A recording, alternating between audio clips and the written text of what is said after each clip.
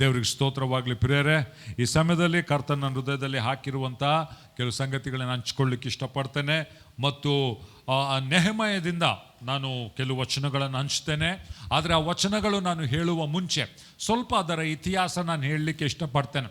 ನಾವೆಲ್ಲರೂ ಇಲ್ಲಿ ಕೂತ್ಕೊಂಡಿರುವವರು ನಾವು ದೇವಜನರಾಗಿದ್ದೇವೆ, ರೈಟ್? ದೇವಜನರಂದರೆ ಅರ್ಥವೇನು? ದೇವರ ಹತ್ರ ಸಂಬಂಧ ಇಟ್ಟುಕೊಳ್ಳುವಂಥವ್ರು, ಅಥವಾ ದೇವರು ನಮ್ಮ ಹತ್ರ ಸಂಬಂಧ ಇಟ್ಟುಕೊಂಡು ದೇವರು ಕೂಡ ನಮ್ಮನ್ನು ಯಾವ ರೀತಿಯಲ್ಲಿ ನೋಡ್ತಾನಂದರೆ ತನ್ನ ಸ್ವಕೀಯ ಪ್ರಜೆಗಳಾಗಿ ಆತನು ನೋಡುವ ಆತನಾಗಿದ್ದ. ಆಮೇನ್. ಓಕೆ, ಹೊಸ ಒಡಂಬಡಿಕೆಯಲ್ಲಿ ದೇವರು ಎಲ್ಲರನ್ನೂ, ಅಂದರೆ ಯಾರ್ಯಾರು ಯೇಸು ಸ್ವಾಮಿಯನ್ನು ಸಂತ ರಕ್ಷಕನಾಗಿ ಅಂಗೀಕರಿಸಿಕೊಂಡಿದ್ದಾರೋ ಅವರು ಎಲ್ಲರನ್ನೂ ತನ್ನ ಸ್ವಕೀಯ ಜನರಾಗಿ ನೋಡುವಾತನಾಗಿದ್ದಾನೆ. ಆದರೆ ಹಳೆ ಒಡಂಬಡಿಕೆಯಲ್ಲಿ ನಾವು ನೋಡುವಾಗ, ಹಳೆ ಒಡಂಬಡಿಕೆಯಲ್ಲಿ ನಾವು ನೋಡ್ತೇವೆ ದೇವರು ಅಬ್ರಹಾಮನ್ನು ಆರಿಸಿಕೊಂಡ, ಆ ಮಗನಾದ ಈಸಾಕು, ಯಾಕೋಬ ಅವರ ಮುಖಾಂತರ ಇಸ್ರಾಯೇಲ್ ಜನಾಂಗವನ್ನು ಆರಿಸಿಕೊಂಡು ಅವರು ದೇವರಿಗೆ ಏನಾಗಿದ್ರು? ಅವರು ಸ್ವಕೀಯ ಜನರು ಆಗಿದ್ರು, ರೈಟ್? ದೇವರಿಗೆ ಪ್ರತಿಷ್ಠಿತವಾದಂಥ ಜನರು. ದೇವರು ಅವರ ಮುಖಾಂತರ ಈ ಲೋಕದಲ್ಲಿ ರಕ್ಷಕನನ್ನು ತಂದು ಇಡೀ ಲೋಕಕ್ಕೆ ರಕ್ಷಣೆ ಕೊಡಬೇಕೆಂಬುದಾಗಿ ದೇವರವರನ್ನು ಆರಿಸಿಕೊಂಡ. ಆದರೆ ಹಳೆ ಒಡಂಬಡಿಕೆಯ ಜನರಾದ ಇಸ್ರಾಯೇಲರನ್ನು ನೋಡುತ್ತಾ ನಾವು ಈ ದಿನಗಳಲ್ಲಿ ನಮ್ಮ ಜೀವಿತದಲ್ಲಿ ಕೆಲವು ಪಾಠಗಳನ್ನು ನಾವು ಕಲಿಬೋದು ಪ್ರಿಯರೇ. ಯಾಕಂದರೆ ಅವರು ಹಳೆ ಒಡಂಬಡಿಕೆಯಲ್ಲಿ ದೇವರ ಜನರು, ಆದರೆ ಹೊಸ ಒಡಂಬಡಿಕೆ ನಾವೆಲ್ಲರೂ ಯೇಸು ಸ್ವಾಮಿ ರಕ್ತದಿಂದ ತೊಳೆಯಲ್ಪಟ್ಟವರು ದೇವರ ಜನರಾಗಿದ್ದೇವೆ. ಹಳೆ ಒಡಂಬಡಿಕೆಯಲ್ಲಿ ನಾವು ನೋಡ್ತೇವೆ ದೇವರ ಅಬ್ರಾಮನನ್ನು, ಸ್ವಲ್ಪ ನಾನು ಇನ್ನೆಲ್ಲ ಕೊಡ್ತೇನೆ, ಎಚ್ಚರಿಕೆಯಿಂದ ಕೇಳಿಸ್ಕೊಡ್ರಿ. ದೇವರು ಅಬ್ರಾಮನನ್ನು ಆರಿಸಿಕೊಂಡ, ಮಗನಾದ ಈಸಾಕ, ಯಾಕೋಬನಿಗೆ ಯೋಸೇಫನು ಹುಟ್ಟಿದ. ಆಮೇಲೆ ಯೋಸೇಫನು ನಮಗೆ ಗೊತ್ತು, ಆತನು ಐಗುಪ್ತಕ್ಕೆ ಹೋದ.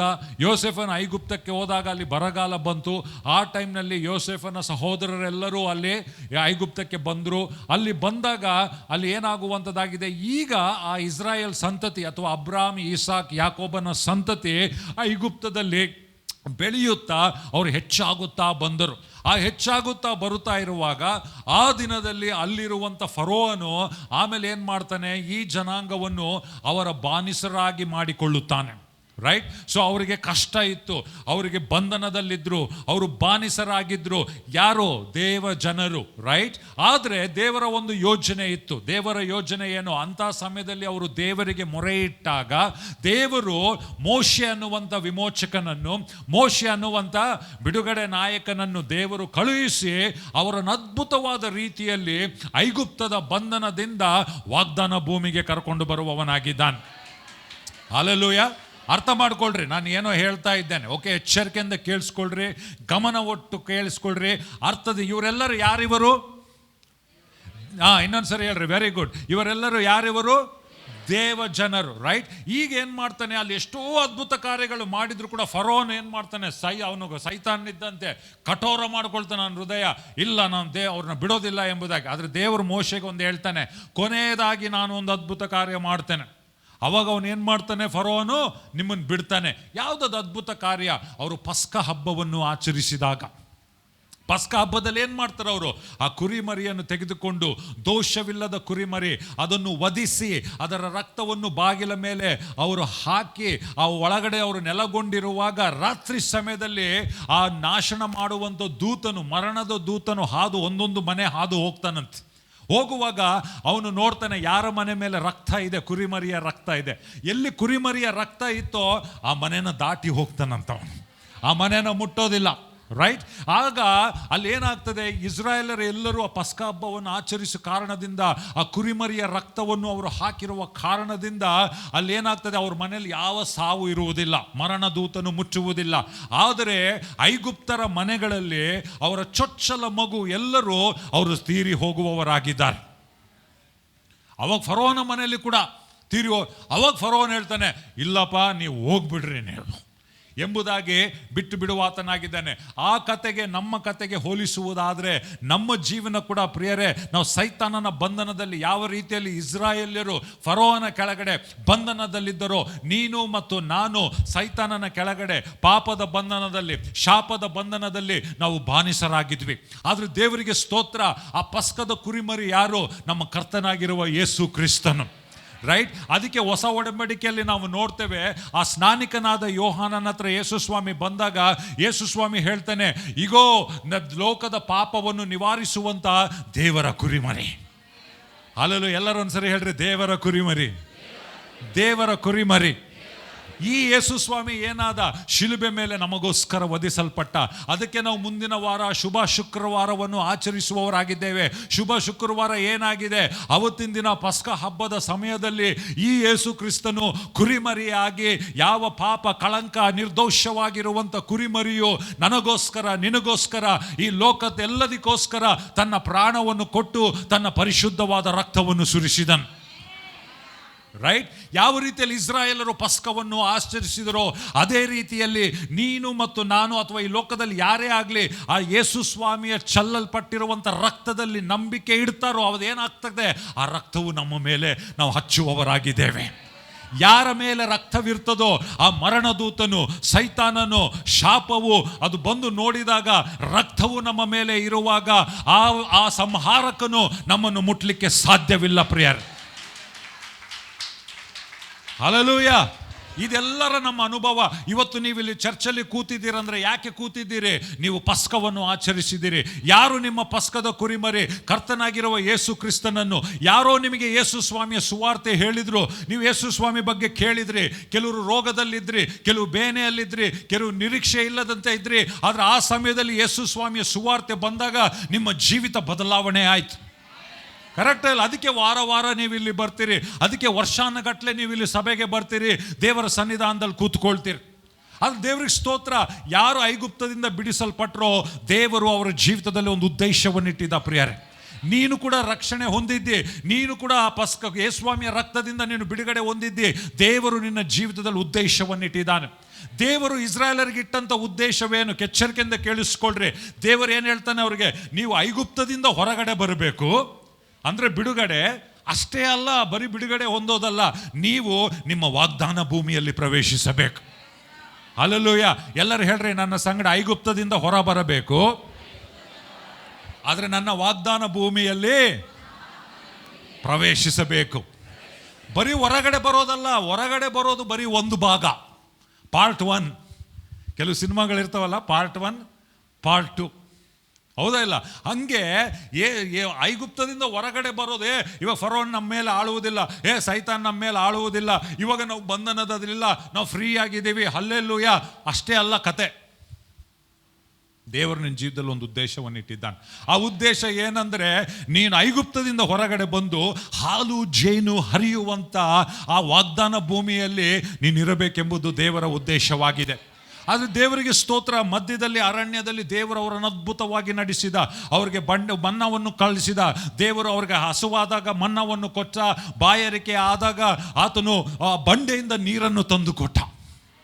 ಅದ್ಭುತವಾದ ರೀತಿಯಲ್ಲಿ ಹಗಲಲ್ಲಿ ಆತನು ಮೇಘಸ್ತಂಭವಾಗಿ, ರಾತ್ರಿಯಲ್ಲಿ ಆತನು ಅಗ್ನಿಸ್ತಂಭವಾಗಿ ಅವರನ್ನು ಸಂರಕ್ಷಿಸುತ್ತಾ ನಡೆಸುತ್ತಾ 40 ವರ್ಷಗಳು ಅರಣ್ಯದಲ್ಲಿ ನಡೆಸಿದ. ಆದರೆ ಅಲ್ಲಿವರೆಗೆ ನಡೆಸುವವರೆಗೂ ಮೋಶೆಯು ನಾಯಕನಾಗಿದ್ದ. ಆದರೆ ಅಲ್ಲಿ ಏನಾಯಿತು, ಮೋಶೆ ತೀರಿ ಹೋದಾಗ ನೆಕ್ಸ್ಟ್ ಲೀಡರ್ ಯಾರಾಗ್ತಾರೆ? ಯೆಹೋಶುವನಾಗುವವನಾಗಿದ್ದಾನೆ. ಯೆಹೋಶುವನ ದೇವರು ಕೊಟ್ಟಿರುವಂಥ ಉದ್ದೇಶವೇನೆಂದರೆ, ಯೆಹೋಶುವನೇ ನೀನು ಈ ಜನರನ್ನು ವಾಗ್ದಾನ ಭೂಮಿಯಲ್ಲಿ ನಡೆಸುವವನಾಗಿದ್ದೆ. ಹಲ್ಲೆಲೂಯಾ. ಮೋಶೆ ಅವರನ್ನು ಕೆಂಪು ಸಮುದ್ರದಿಂದ ತರಿಸಿದ. ಆದರೆ ಯೆಹೋಶುವನ ಕಾರ್ಯವೇನೆಂದರೆ, ಯೊರ್ದಾನ್ ಹೊಳೆಯನ್ನು ದಾಟಿ ವಾಗ್ದಾನ ಭೂಮಿಯಲ್ಲಿ ಪ್ರವೇಶಿಸಬೇಕು. ಆವಾಗ ಇಸ್ರಾಯೇಲರು ಏನಾಗ್ತದೆ, ಬರೀ ಹೊರಗಡೆ ಬಂದಿದ್ದು ಮಾತ್ರವಲ್ಲ ಐಗುಪ್ತದಿಂದ, ಆದರೆ ಅವರು ತಮ್ಮ ವಾಗ್ದಾನ ಭೂಮಿಯಲ್ಲಿ ಅವರು ಪ್ರವೇಶಿಸುವವರಾಗಿದ್ದಾರೆ. ದೇವರು ನಿಮಗೂ ಅದೇ ರೀತಿ ಉದ್ದೇಶವಿಟ್ಟಿದ್ದಾನೆ ಪ್ರಿಯರೇ. ದೇವರಿಗೆ ಸ್ತೋತ್ರ. ನಾವು ಮುಂದೆ ನೋಡುವಾಗ ಯೆಹೋಶುವನು ಅದರಲ್ಲಿ ಸಫಲನಾದನು. ಯೆಹೋಶುವನು ಇಸ್ರಾಯೇಲ್ ಜನರನ್ನು ತಮ್ಮ ವಾಗ್ದಾನ ಭೂಮಿಯಲ್ಲಿ ಹೋಗಲಿಕ್ಕೆ ಆತನು ಸಹಾಯ ಮಾಡಿದ ಪ್ರಿಯರೇ. ಆದರೆ ಸ್ವಲ್ಪ ಕಥೆಯಲ್ಲಿ ಟ್ವಿಸ್ಟ್ ಬರ್ತದೆ. ಆ ಇಸ್ರಾಯೇಲ್ ಕಥೆಯಲ್ಲಿ ಅನೇಕ ಸರ್ ನಮ್ಮ ಕಥೆಗಳಿವೆ ಪ್ರಿಯರ್. ಅವ್ರು ಯಾರವರು? ಯಾವ ಜನರವರು? ನೀವ್ಯಾರು? ಅವರು ಬಿಡಿಸಲ್ಪಟ್ಟವರ? ಎಸ್. ದೇವರ ಉದ್ದೇಶ ಇತ್ತಾ? ದೇವರ ಪ್ರೀತಿ ಅವ್ರ ಮೇಲಿತ್ತ? ದೇವರು ಅವ್ರ ಜೀವಿತದಲ್ಲಿ ಅದ್ಭುತ ಕಾರ್ಯವನ್ನು ಮಾಡಿದ್ನಾ? ದೇವರು ಅವರನ್ನು ವಾಗ್ದಾನ ಭೂಮಿಯಲ್ಲಿ ನಡೆಸಿದ್ನಾ? ಆದರೆ ಅಲ್ಲಿ ಬೈಬಲಲ್ಲಿ ನಾವು ನೋಡುವ ಯೆಹೋಶುವನ ಗ್ರಂಥ ಆದಮೇಲೆ ನ್ಯಾಯಸ್ಥಾಪಕರು ಬರ್ತಾರೆ. ನ್ಯಾಯಸ್ಥಾಪಕರು ಬಂದಾಗ ಅಲ್ಲಿ ಒಂದು ಸಂಗತಿ ಇದೆ ಪ್ರಿಯರೇ. ಅಲ್ಲಿ ಏನು ಹೇಳ್ತದಂದ್ರೆ, ಜನರು ತಮ್ಮ ದೃಷ್ಟಿಗೆ ಸರಿಯಾದದ್ದನ್ನು ಅವರು ಮಾಡಿದರು ಎಂಬುದಾಗಿ. ಯೆಹೋಶುವನ ಮೋಶೆಯ ಪೀಳಿಗೆ ಆಯಿತು, ಯೆಹೋಶುವನ ಪೀಳಿಗೆ ಆಯಿತು. ಈಗ ನ್ಯಾಯಸ್ಥಾಪಕರ ಸಮಯದಲ್ಲಿ ಅಲ್ಲಿ ಒಂದು ಇದು, ಇವ್ರು ಯಾರು? ಇವರು ದೇವ ಜನರು. ಆದರೆ ಅವರಲ್ಲಿ ಆದಂಥ ಒಂದು ಸಂಗತಿ ಏನಂದರೆ, ಜನರು ತಮ್ಮ ದೃಷ್ಟಿಯಲ್ಲಿ ಸರಿಯಾದದ್ದನ್ನೇ ಅವರು ಮಾಡಿದರಂತೆ. ಆಮೆನ್. ಇದು ದುಃಖಕರವಾದಂಥ ಸಂಗತಿ. ಆಮೇಲೆ ನೋಡ್ತೇವೆ, ಇಷ್ಟು ಅದ್ಭುತವಾಗಿ ದೇವರು ನಡೆಸಿದಂಥ ಆ ಒಂದು ದೇವ ಜನರು ಈಗ ಅವರು ಬಂಧನದಲ್ಲಿದ್ದಾರೆ. ನೀವು ನ್ಯಾಯಸ್ಥಾಪಕರ ಪುಸ್ತಕವನ್ನು ಇವಾಗ ಓದಬೇಡ್ರಿ, ಆದರೆ ಓದೋದ್ರಲ್ಲಿ ನೋಡುವ ಕೆಲವೊಂದು ಸರಿ ಬಿಡುಗಡೆ, ಕೆಲವೊಂದು ಸರಿ ಬಂಧನ. ಅಲ್ಲೇ ಗಿದ್ಯೋನನ ಕತೆ ಬರ್ತದೆ, ಅಲ್ಲೇ ಸಂಸೋನನ ಕತೆ ಬರ್ತದೆ. ಆ ಗಿದ್ಯೋನನೊಬ್ಬ ನ್ಯಾಯಸ್ಥಾಪಕನಾಗಿದ್ದ. ಆ ಟೈಮ್ನಲ್ಲಿ ಅವರು ದೇವ ಜನರು ಮಿದ್ಯಾನರಿಂದ ಭಯಪಡ್ತಾ ಇದ್ರಂತೆ. ಆಮೇನ್. ಐಗುಪ್ತದಿಂದ ಅದ್ಭುತವಾಗಿ ಬಿಡಿಸಲ್ಪಟ್ಟಂಥ ಜನರು, ವಾಗ್ದಾನ ಭೂಮಿಯನ್ನು ಸ್ವಾಧೀನ ಮಾಡಿಕೊಂಡಂಥ ಜನರು ಈಗ ಅಲ್ಲಿ ಮಿದ್ಯಾನ್ಯರಿಗಾಗಿ ಭಯಪಡ್ತಾ ಇದ್ದಾರೆ. ಆ ಟೈಮ್ನಲ್ಲಿ ದೇವರು ಆ ಗಿದ್ಯೋನನ್ನು ಸಂದರ್ಶಿಸಿ, ಏ ಶೂರ ವೀರನೇ ಅಂತ ಹೇಳಿ ಮಾತನಾಡಿ ಇಸ್ರಾಯೇಲರನ್ನು ಆ ಮಿದ್ಯಾನರಿಂದ ಬಿಡಿಸುವವನಾಗಿದ್ದಾನೆ. ಸೊ ಅಲ್ಲಿ ಕತೆ ಮುಂದೆ ವರಿತಾ ಇದೆ. ಆದರೆ ಕೊನೆ ಒಬ್ಬ ನ್ಯಾಯಸ್ಥಾಪಕನು ಯಾರು ಅಂತ ಹೇಳೋದಾದರೆ ಸಮುವೇಲನ್. ಆದರೆ ಸಮುವೇಲನ ಸಮಯದಲ್ಲಿ ಇನ್ನೊಂದು ದುಃಖಕರವಾದ ಸಂಗತಿ ಆಗ್ತದೆ. ಏನು ದುಃಖಕರವಾದ ಸಂಗತಿ ಅಂತ ಹೇಳೋದಾದರೆ, ಅಲ್ಲೊಂದು ಪದ ಬರ್ತದೆ ಪ್ರಿಯರೇ, ಇಖಬೋದ್ ಎಂಬುದಾಗಿ. ಎಲ್ಲರೂ ಹೇಳ್ರಿ ಒಂದ್ಸರಿ ಇಖಬೋದ್. ಇನ್ನೊಂದ್ಸರಿ ಹೇಳ್ರಿ ಇಖಬೋದ್. ಅದು ಇಬ್ರಿಯ ಪದ. ಇನ್ನೊಂದು ಪದ ಹೇಳ್ತೇನೆ, ಹೇಳ್ರಿ ಖಬೋದ್ ಅನ್ರಿ. ಖಬೋದ್ ಜೋರಾಗಿ ಹೇಳ್ರಿ. ಮುಂದೆ ಇರೋರು ಹಿಂದೆ ಇರೋರು ಎಲ್ಲರೂ ಜೋರಾಗಿ ಹೇಳ್ರಿ ಖಬೋದ್. ಓಕೆ, ಖಬೋದ್ ಇಖಬೋದ್ ಹೇಳ್ರಿ. ಖಬೋದ್ ಇಖಬೋದ್.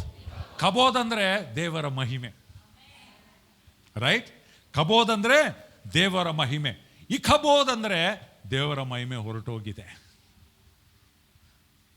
ಕಬೋದ್ ಅಂದರೆ ದೇವರ ಮಹಿಮೆ, ಇಖಬೋದ್ ಅಂದರೆ ದೇವರ ಮಹಿಮೆ ಹೊರಟೋಗಿದೆ. ಆ ಸಮುವೇಲನ ಟೈಮ್ನಲ್ಲಿ ಅವನು ಚಿಕ್ಕ ಹುಡುಗನಾಗಿರುವಾಗ ಏಲಿ ಯಾಜಕನಾಗಿದ್ದ. ಆದರೆ ಏಲಿಯ ಮಕ್ಕಳು ದೇವರಿಗೆ ಅವರು ಯಾಜಕರಾಗಿದ್ದರು, ದೇವರ ವಾಕ್ಯಕ್ಕೆ ಅನುಗುಣವಾಗಿ ಅವರು ನಡೀತಾ ಇರಲಿಲ್ಲ. ಅಲ್ಲಿ ಫಿಲಿಸ್ತೀಯರ ವಿರುದ್ಧವಾಗಿ ಯುದ್ಧ ಆಗುವಾಗ ಇಸ್ರಾಯೇಲರು ಏನು ಮಾಡ್ತಾರೆ, ಆ ಮಂಜೂಷದ ಪೆಟ್ಟಿಗೆಯನ್ನು ತೆಗೆದುಕೊಂಡು, ಓ ದೇವರು ನಮ್ಮ ಸಂಗಡ ಇದ್ದಾನೆ ಅಂತ ಮುಂದೆ ಹೋಗ್ತಾ ಇದ್ದಾರೆ. ಯಾಕಂದರೆ ಧರ್ಮೋಪದೇಶ ಕಾಂಡ ನಾವು ಓದುವಾಗ ಬೈಬಲ್ ತಿರುಗಿಸ್ಬೇಡ್ರಿ, ಅಲ್ಲಿ 28ನೇ ಅಧ್ಯಾಯದಲ್ಲಿ ದೇವರು ವಾಗ್ದಾನ ಕೊಟ್ಟಿದ್ದಾನೆ ಇಸ್ರಾಯೇಲರಿಗೆ. ಏನು?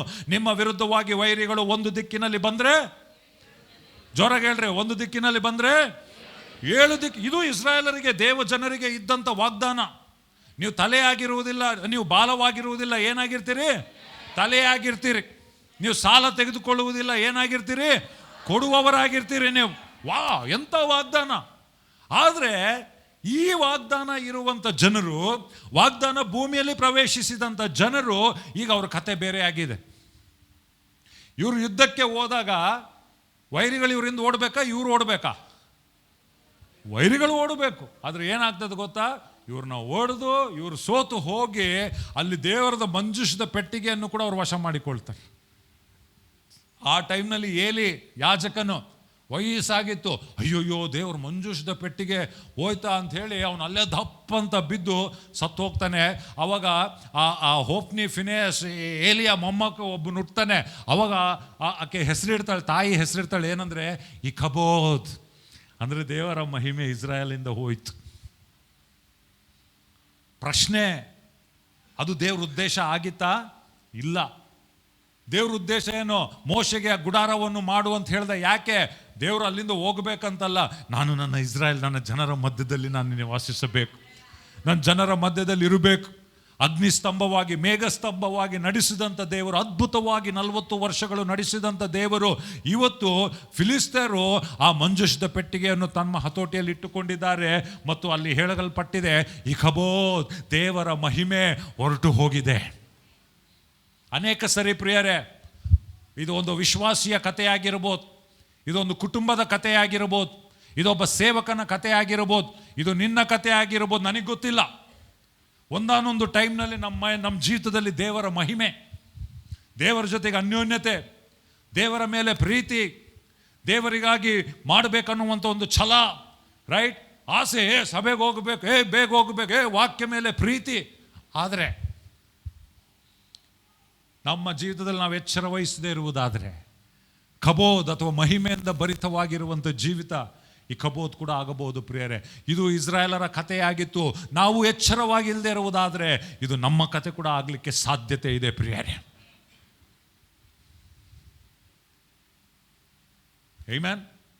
ಇವತ್ತು ನಿಮ್ಮದು ಪರಿಸ್ಥಿತಿ ಹೇಗಿದೆ ನನಗೆ ಗೊತ್ತಿಲ್ಲ, ಅದು ದೇವರ ಆತ್ಮ ನನ್ನ ಹೃದಯದಲ್ಲಿ ಆಗ್ತಾ ಇದ್ದಾನೆ. ನಿಮ್ಮ ಪರಿಸ್ಥಿತಿ ಕಬೋದಾಗಿದೆಯಾ, ಇಕಬೋದಾಗಿದೆಯಾ? ಉತ್ತರ ಕೊಡಬೇಡ್ರಿ. ನೀವು ದೇವರ ಮುಂದೆ ನಿಮ್ಮ ಹೃದಯವನ್ನು ನೀವು ಪರೀಕ್ಷೆ ಮಾಡಿಕೊಳ್ಳಿ.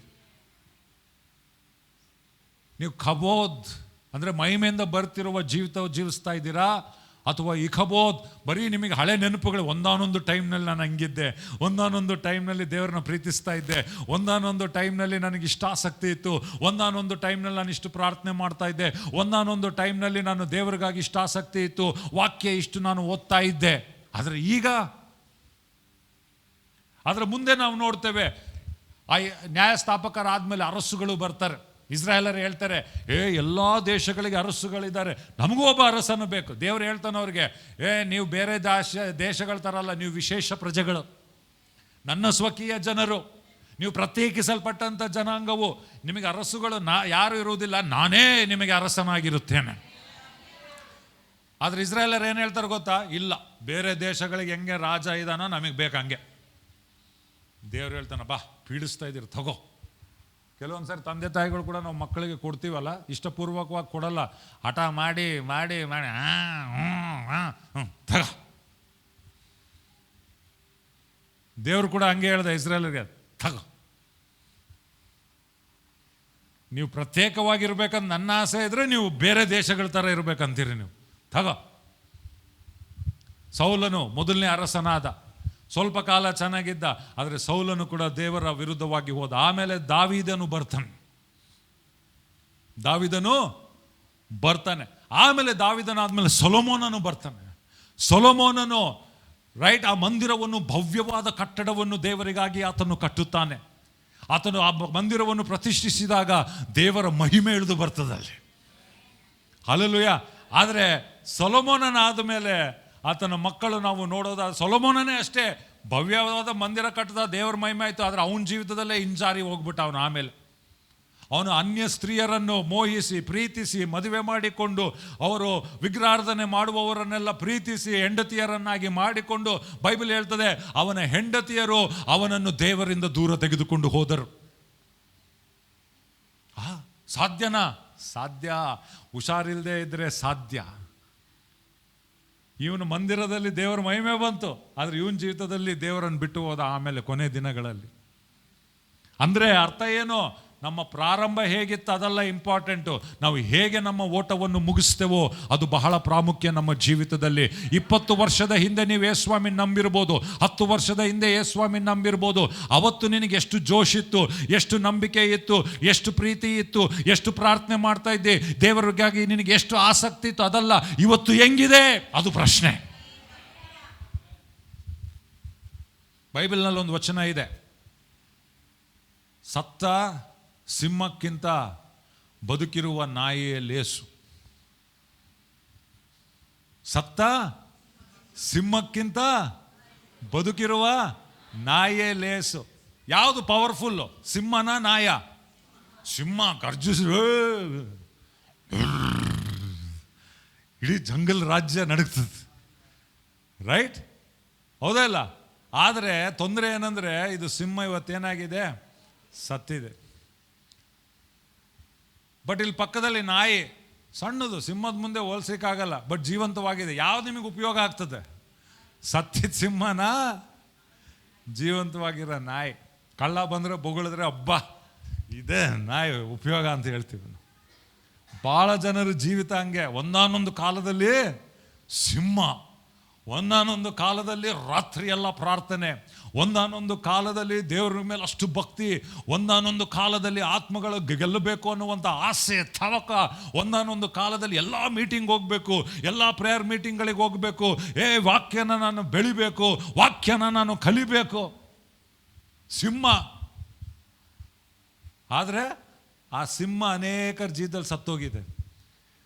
ಪ್ರಾರ್ಥನೆಗೆ ಮತ್ತೆ ಪ್ರಾರ್ಥನೆ, ಇನ್ನೊಂದು ಪ್ರಾರ್ಥನೆ ಯಾವಾಗಲಿರ್ತದೆ ಬಿಡು. ಚರ್ಚ್ಗೇನು ಬೇಗ ಹೋಗೋದು ಬಿಡು, ಅವಾಗ ಮನೇಲಿ ಬೈಸ್ಕೊಂಡು ಉಗಿಸ್ಕೊಂಡು ಒಡಿಸ್ಕೊಂಡು ಬಡಿಸ್ಕೊಂಡು ಮನೆಗೆ ಎಲ್ಲರೂ ಸಮಾಜ ಎಲ್ಲರೂ ಚರ್ಚ್ಗೆ ಹೋಗ್ಬೇಡ, ಇಲ್ಲ ದೇವ್ರು ಬೈಬಲ್ ಇಟ್ಕೊಂಡು, ಬೈಬಲ್ ಇಲ್ಲ, ಎತ್ಕೊಂಡು ಬರೋದಿಲ್ಲ, ತರೋದಿಲ್ಲ. ಆವಾಗ ಆ ಸಿಂಹ ಏನಾಗಿದೆ? ಸತ್ತೋಗಿದೆ.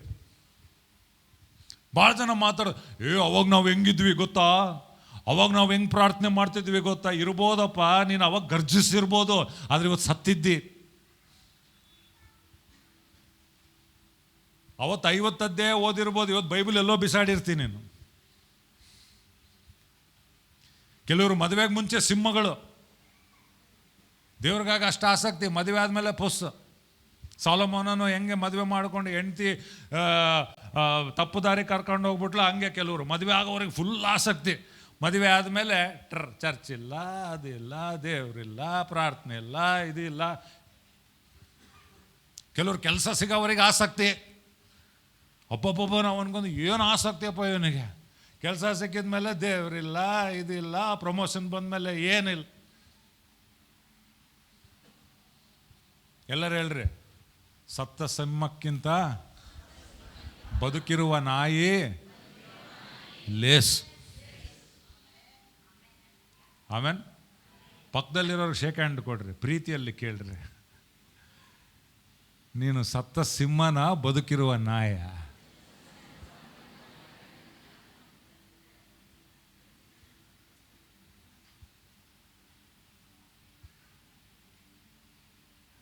ಸೊಲೊಮೋನನಾದ್ಮೇಲೆ ಅನೇಕ ಅರಸರು ಬಂದರು.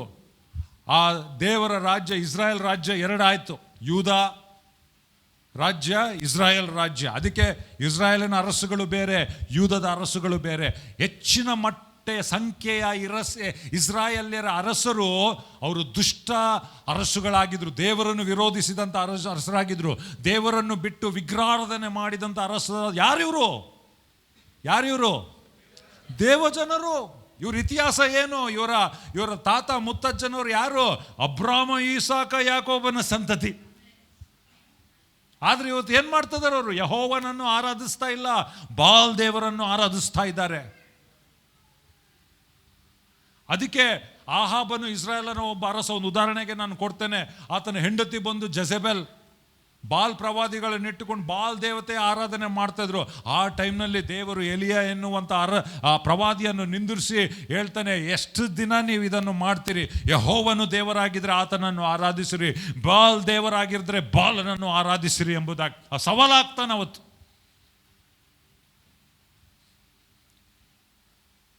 ಆದರೆ ಪ್ರಶ್ನೆ ಇಲ್ಲಿ ಯಾರು? ಇವರೆಲ್ಲ ಯಾರು? ಇಸ್ರಾಯೇಲ್ ಜನರಾಗಲಿ ಯೂದ ಜನರಾಗಲಿ ಯಾರು ಇವರು? ಜೋರಾಗಿ ಉತ್ತರ ಕೊಡ್ರಿ. ದೇವಜನರು. ಆದರೆ ಏನಾಗಿದೆ? ದೇವರನ್ನು ಬಿಟ್ಟು ದೂರ ಹೋಗಿದ್ದಾರೆ, ಹಿಂಜಾರಿ ಹೋಗಿದ್ದಾರೆ, ದೇವರ ಆರಾಧನೆ ಮಾಡ್ತಾ ಇಲ್ಲ. ಅವರು ಬೆಟ್ಟಗಳಲ್ಲಿ ಇತರ ದೇವತೆಗಳಿಗೆ ಗೋಪುರಗಳನ್ನು ಅವರು ಕಟ್ಟುತ್ತಾ ಇದ್ದಾರೆ, ಉನ್ನತ ಪ್ರದೇಶಗಳನ್ನು ಕಟ್ಟುತ್ತಾ ಇದ್ದಾರೆ. ಆದರೆ ಯೂದದ ಅರಸುಗಳಲ್ಲಿ ಸ್ವಲ್ಪ ಒಳ್ಳೆಯವರು, ಸ್ವಲ್ಪ ಕೆಟ್ಟವರು, ಆ ಥರ ಇದ್ದರು. ಕೆಲವರು ಅರ್ಧ ದೇವರನ್ನು ಹಿಂಬಾಲಿಸಿದ್ರು, ಸ್ವಲ್ಪ ಕಾಲ ಪ್ರಾರಂಭದಲ್ಲಿ ಚೆನ್ನಾಗಿದ್ರು, ಲಾಸ್ಟಲ್ಲಿ ಇದಾದರು. ಮೇಲು ಅವರು ಇಸ್ರಾಯೇಲ್ಗೆ ಹೋಲಿಸಿದ್ರೆ ಮೇಲು. ಆದರೆ ಕೊನೆಯದಾಗಿ ಇಬ್ಬರ ಕತೆ ಏನಾಗ್ತದೆ? ಇಲ್ಲಿ ದೇವರ ಐಗುಪ್ತದಿಂದ ಹೊರ ಕರ್ಕೊಂಬಂದಿದ್ದ, ಅವ್ರಿಗೆ ವಾಗ್ದಾನ ಭೂಮಿ ಕೊಟ್ಟಿದ್ದ, ಅವ್ರು ಇದ್ದಿದ್ರು. ಆದರೆ ಯಾವಾಗ ದೇವರನ್ನು ಬಿಟ್ಟು ದೇವರವರನ್ನು ಬಿಡಲಿಲ್ಲ, ಅವರು ದೇವರನ್ನು ಬಿಟ್ಟರು. ಅದಕ್ಕೆ ನನಗೆ ಆ ಹಾಡಾಡೋಕ್ಕೆ ಇಷ್ಟಿಲ್ಲ. ನನ್ನ ಹತ್ತಿರವಿರು ಓ ದೇವರೇ. ಯಾಕಂದರೆ ದೇವ್ರು ಯಾವಾಗಲೂ ಹತ್ರ ಇರ್ತಾನೆ, ನಾವೇ ದೂರ ಹೋಗೋದು.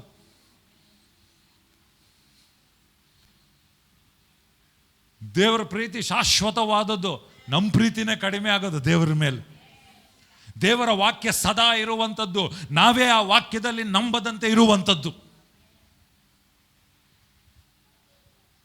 ದೇವರು ನಿನ್ನೆ ಇದ್ದಂತೆ ಇವತ್ತು ಎಂದಿಗೂ ಇರುವಾತನಾಗಿದ್ದಾನೆ. ತಾಯಿಯಾದರೂ ತನ್ನ ಮಗುವನ್ನು ಮರೆಯಬಹುದು, ನಾನು ನಿನ್ನನ್ನು ಮರೆಯುವುದಿಲ್ಲ ಎಂಬುದಾಗಿ ದೇವರು ಹೇಳ್ತಾನೆ. ಅಂಥ ದೇವರು ನಮ್ಮ ದೇವರು.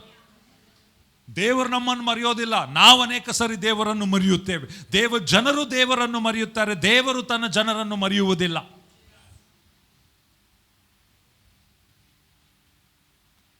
ಅವರು ಇಸ್ರಾಯೇಲರ ಹೊರಗಡೆ ಬಂದು, ಇಸ್ರಾಯೇಲರಿಗೆ ಏನಾಯ್ತು? ಕೊನೆಯದಾಗಿ ಹೊರಗಿನ ಅರಸುಗಳು ಬಂದು ಅವ್ರ ಮೇಲೆ ದಾಳಿ ಮಾಡಿ ಯೆರೂಸಲೇಮನ್ನು ನಾಶನ ಮಾಡಿ ಅಲ್ಲಿರೋ ಮಂದಿರವನ್ನು ಕೆಡಿಸಿ, ಭವ್ಯವಾದ ಕಟ್ಟಡ, ಮಂದಿರ, ದೇವರ ಮಹಿಮೆ ಇದ್ದದ್ದು. ಆದರೆ ಇವತ್ತು ಏನಾಯ್ತದೋ, ಅವಾಗೇನಾಯ್ತದೋ, ನಾಶವಾಯಿತು. ಹೆಂಗಾಗ್ತದೆ? ಇದು ದೇವರ ಮಂದಿರ. ದೇವರನ್ನೇ ಬಿಟ್ಟ ಮೇಲೆ ಇನ್ನು ದೇವರು ಏನು ಮಾಡ್ತಾನೆ?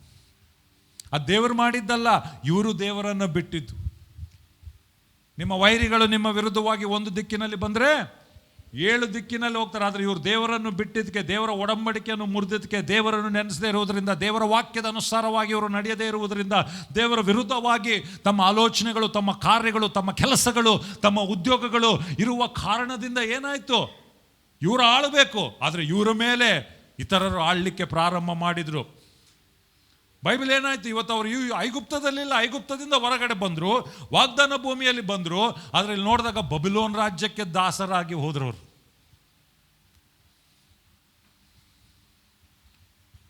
ಆಮೇಲೆ ದೇವ ಜನರಿಗೆ ಹಿಂಗೆ ಆಗ್ಬೋದಾ?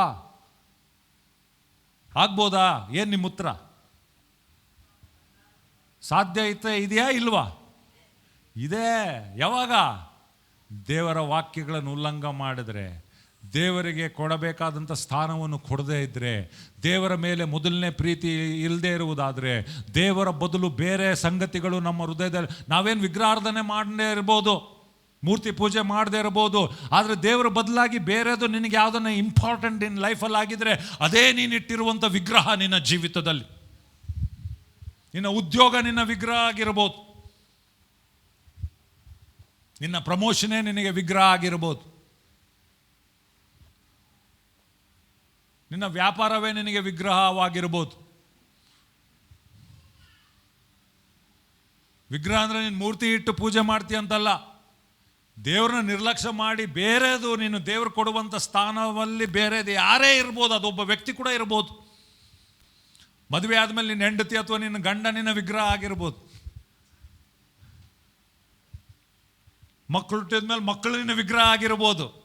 ದೇವರ ಸ್ತೋತ್ರ ಮಕ್ಕಳ ಆಶೀರ್ವಾದಕ್ಕಾಗಿ, ಆದರೆ ಮಕ್ಕಳು ದೇವರ ಸ್ಥಾನ ತೆಗೆದುಕೊಳ್ಳಿಕ್ಕಾಗುವುದಿಲ್ಲ. ಗಂಡ ಹೆಂಡತಿಗಾಗಿ ಸ್ತೋತ್ರ, ದಾಂಪತ್ಯ ಜೀವಿತಕ್ಕಾಗಿ ಸ್ತೋತ್ರ, ಆದರೆ ಗಂಡ ಆಗಲಿ ಹೆಂಡತಿ ಆಗಲಿ ದೇವರ ಸ್ಥಾನವನ್ನು ತೆಗೆದುಕೊಳ್ಳಿಕ್ಕಾಗುವುದಿಲ್ಲ.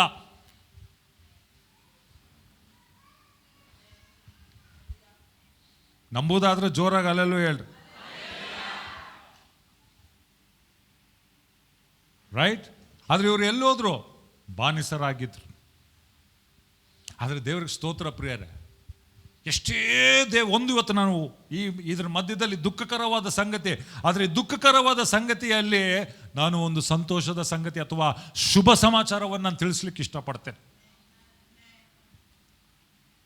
ದೇವರು ಯಾವಾಗಲೂ ನಾವು ಯಾವಾಗ ಹಿಂತಿರುಗಿ ಬರ್ತೇವೆ ಎಂಬುದಾಗಿ ಕಾಯುವಂಥ ದೇವರಾಗಿದ್ದಾನೆ.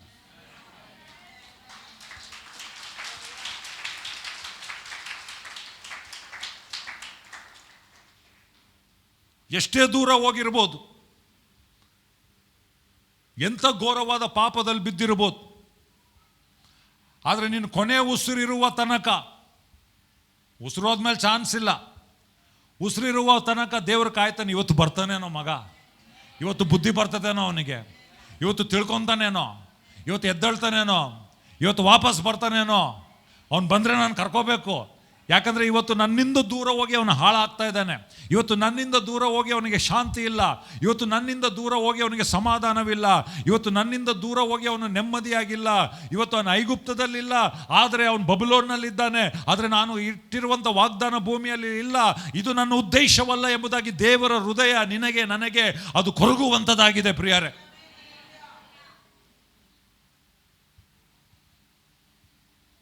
ಆದರೆ ದೇವರ ಹೃದಯ ಕೊರಗ್ತಾ ಇದ್ದರೆ ಅದಕ್ಕೆ ನೀನು ಸ್ಪಂದಿಸಬೇಕು. ಅದೇ ಬೈಬಲ್ ಸುವಾರ್ತೆಯಲ್ಲಿ ಏನಂತ ಹೇಳ್ತದೆ? ಆ ಯೇಸು ಸ್ವಾಮಿಯ ತಪ್ಪಿಯೋದ ಮಗನ ಬಗ್ಗೆ ಹೇಳ್ತಾ ಇರುವಾಗ, ತಂದೆ ಹೃದಯ ದೊಡ್ಡದು, ತಂದೆ ಮನಸ್ಸು ದೊಡ್ಡದು, ತಂದೆಯ ಹೃದಯ ಕ್ಷಮಿಸುವಂಥ ಹೃದಯ, ತಂದೆಯ ಹೃದಯ ಪ್ರೀತಿಸುವಂಥ ಹೃದಯ, ತಂದೆಯ ಹೃದಯ ಮಗನ ಮೇಲೆ ಇದೆ. ಆದರೆ ಮಗ ತಂದೆನ ಬಿಟ್ಟು ದೂರ ಹೋಗಿದ್ದಾನೆ. ಅದು ದೇವ್ರ ಸ್ತೋತ್ರ. ಆ ಮಗನಿಗೆ ಬುದ್ಧಿ ಬಂತು. ಏನು ಬಂತು? ಎಲ್ಲರೂ ಹೇಳ್ರಿ ಜೋರಾಗಿ, ಮಗನಿಗೆ. ಎಲ್ಲರೂ ಹೇಳ್ರಿ, ಮಗನಿಗೆ ಬುದ್ಧಿ ಬಂತು. ಕೆಲವೊಂದ್ಸರಿ ನಮ್ಮ ಪರಿಸ್ಥಿತಿಗಳು ನಿನಗೆ ನನಗೆ ಬುದ್ಧಿ ಬರ್ಬೇಕು. ಯೋಚನೆ ಮಾಡ್ದ, ಅಲ್ಲೇ ನಾನು ಹೆಂಗಿದ್ದೆ ಅಲ್ಲ, ನಾನು ಕಬೋದ್ನಾಗಿದ್ದೆ ಅಲ್ಲ, ಇವಾಗ ನಾನು ಈ ಕಬೋದ್ನಾಗಿದ್ದೀನಲ್ಲ, ಇಲ್ಲ ನಾನು ವಾಪಸ್ ಹೋಗ್ತೀನಿ. ಇದೆಲ್ಲ ಇನ್ನೂ ಹೋಗಿಲ್ಲ, ಮನ್ಸಿನಾಗ ಆಗ್ತೈತೆ. ರೈಟ್? ಅನೇಕ ಸರಿ ಪ್ರಿಯರೇ, ದೇವರ ಪವಿತ್ರಾತ್ಮನು ನಮ್ಮ ಹೃದಯಗಳಲ್ಲಿ ಮಾತನಾಡ್ತಾನೆ. ಏನು ನಿನ್ನ ದೇವರು ಕರೆದಿದ್ದು? ಯಾತಕ್ಕಾಗಿ ದೇವರು ನಿನ್ನನ್ನು ಕರೆದ? ನಿನ್ನ ಜೀವಿತ ಹೆಂಗಿತ್ತು? ನೀನು ಹೆಂಗಿದ್ದಿ? ನಿನ್ನ ಆಲೋಚನೆಗಳು ಹೆಂಗಿತ್ತು? ನಿನಗೆ ದೇವರ ಮೇಲೆ ಹೆಂಗೆ ಪ್ರೀತಿ ಇತ್ತು? ಅವಾಗ ದೇವರ ಅಭಿಷೇಕ ನೀನು ಹೆಂಗೆ ಅನುಭವಿಸ್ತಾ ಇದ್ದಿ? ನೀನು ಪ್ರಾರ್ಥನೆಯಲ್ಲಿ ದೇವರ ಸನ್ನಿಧಾನವನ್ನು ಹೆಂಗೆ ಅನುಭವಿಸ್ತಾ ಇದ್ದಿ? ಇವತ್ತು ನೋಡಿ ಏನಾಗಿದೆ. ದೇವರ ಆತ್ಮ ನಮ್ಮ ಹತ್ರ ಮಾತನಾಡ್ತಾನೆ. ನಾವು ಎಷ್ಟು ದೇವರಿಂದ ಹೋದ್ರೂ ಕೂಡ ಕೆಲವೊಂದ್ಸರಿ ನನ್ನ ಮುಖಾಂತರ ಮಾತಾಡ್ತಾನೆ. ಇವತ್ತು ಮಾತಾಡ್ತಾ ಇದ್ದಾನೆ ಅನೇಕರ ಸಂಗಡ ದೇವರು. ಹಲ್ಲೆಲೂಯಾ. ಆ ಟೈಮ್ನಲ್ಲಿ ಕೂಡ ಯಾವಾಗ ಇಸ್ರಾಯೇಲರು ದೇವರು ಬಿಟ್ಟು ದೂರ ಹೋದ್ರು, ದೇವರ ಪ್ರವಾದಿಗಳನ್ನ ಎಬ್ಬಿಸ್ದ. ಯೆರೆಮೀಯನ ಕಳಿಸ್ದ, ಯೆಶಾಯನ ಕಳಿಸ್ದ, ಹೋಸಿಯನ ಕಳಿಸ್ದ. ಇವರೆಲ್ಲ ಪ್ರವಾದಿಗಳು. ಇವ್ರು ಏನು, ಬನ್ರಿ ವಾಪಸ್ ದೇವರ ಹತ್ರ ಬನ್ರಿ. ಎಲಿಯನ ಕಳಿಸ್ದ, ಬನ್ರಿ ಬಾಲ್ನ ಬಿಡ್ರಿ, ಯೆಹೋವನ ಹಿಡ್ಕೊಳ್ರಿ. ಅವಾಗವಾಗ ದೇವರು ಅನೇಕ ಸಂಗತಿಗಳ ಮುಖಾಂತರ ತನ್ನ ಸ್ವರವನ್ನು ನಮಗೆ ಕಳಿಸುವಾತನಾಗಿದ್ದಾನೆ ಪ್ರಿಯರೇ. ಆ ಸ್ವರ ಕೇಳಿಸ್ಕೊಳ್ತೇವೆ ನಾವು, ಆದರೆ ನಮ್ಮ ಸ್ಪಂದನೆ ದೇವರ ಸ್ವರಕ್ಕೆ ಅದು ಪ್ರಾಮುಖ್ಯವಾಗಿರುವಂಥದ್ದಾಗಿದೆ. ನೀನು ಪಾಪದಲ್ಲಿ ಬಿದ್ದಿರುವಾಗ ದೇವರ ಸ್ವರ ಬರ್ತದೆ ನಿನಗೆ, ಮಗನೇ ಮಗಳೇ ತಪ್ಪದು.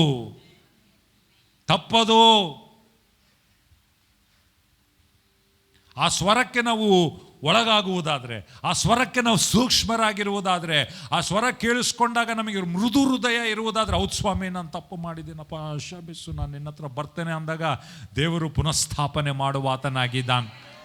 ಅದಕ್ಕೆ ದೇವರ ವಾಕ್ಯ ಹೇಳ್ತದೆ, ಕೇಳಿಸ್ಕೊಳ್ರಿ, ಇಂದು ನೀನು ದೇವರ ಸ್ವರವನ್ನು ಕೇಳಿಸಿಕೊಂಡಾಗ ನಿನ್ನ ಹೃದಯವನ್ನು ಕಠಿಣ ಮಾಡಿಕೊಳ್ಳಬೇಡ.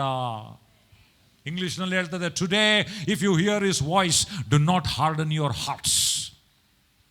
ಸ್ವರ ಕೇಳ್ತದೆ, ಕೇಳಿಸ್ಕೊಂಡಾಗ ನಿನ್ನ ಹೃದಯ ಮೃದುವಾದ ಹೃದಯ ಇದ್ರೆ ತಪ್ಪಾಯ್ತಪ್ಪ ಅಂದು ವಾಪಸ್ ಬಂದ್ಬಿಡ್ತಾರೆ ದೇವ್ರ ಹತ್ರ. ಕೆಲವರು ಬಂಡತನ ಹೇಳ್ತಾರೆ, ಬಿಡು ಬರ್ತದ ಬಿಡು, ಓದುತ್ತದ ಬಿಡು, ಈ ಪಾಪ ಎಷ್ಟು ಸೂಪರ್ ಆಯ್ತು ಬಿಡು. ದೇವರ ಸ್ವರಕ್ಕೆ ಅವ್ರು ಒಳಗಾಗುವುದಿಲ್ಲ. ಅವ್ರ ಹೃದಯನ ಏನು ಮಾಡ್ತಾರೆ? ಕಠಿಣ ಮಾಡಿಕೊಳ್ತಾರೆ.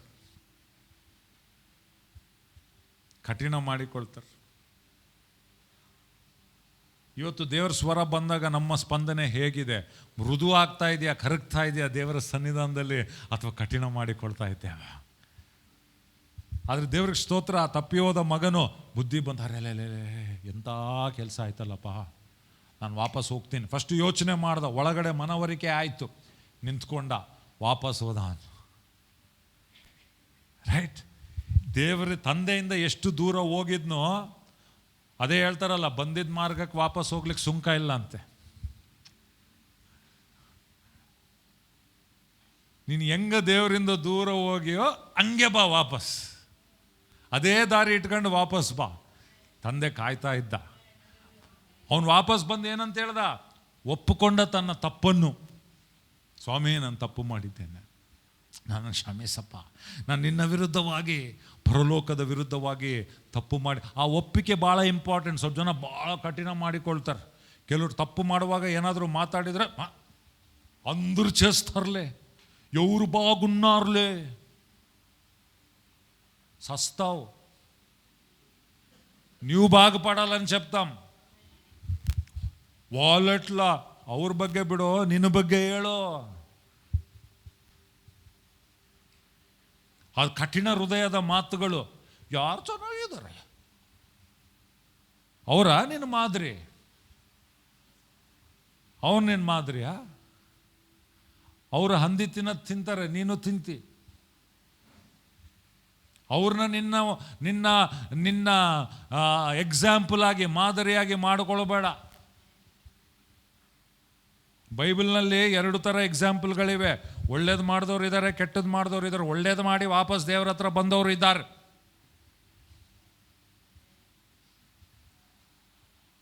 ರೈಟ್? ತಪ್ಪು ಮಾಡಿ ದೇವರ ಕಡೆ ತಿರುಗಿಕೊಂಡು ತಮ್ಮ ಜೀವಿತ ಪುನಃಸ್ಥಾಪನೆ ಆದವರು ಇದ್ದಾರೆ. ಯಾಕೆ ಇಷ್ಟ ಇಲ್ಲ ಅವ್ರಿಗೆ? ಪಾಪ ಇಷ್ಟ ಜಾಸ್ತಿ, ಅದಕ್ಕೆ ಅಂತ ಮಾತುಗಳು ಬರೋದು ಅವ್ರಿಗೆ. ವಾಕ್ಯದಿಂದ ಕೆಲವು ವಿಷಯಗಳು ಕೇಳುವಾಗ ಅವ್ರದ್ದೇ ಆಲೋಚನೆ ಕೊಡ್ತಾ ಇರ್ತಾರೆ ಅವರು. ಕಠಿಣ ಹೃದಯ.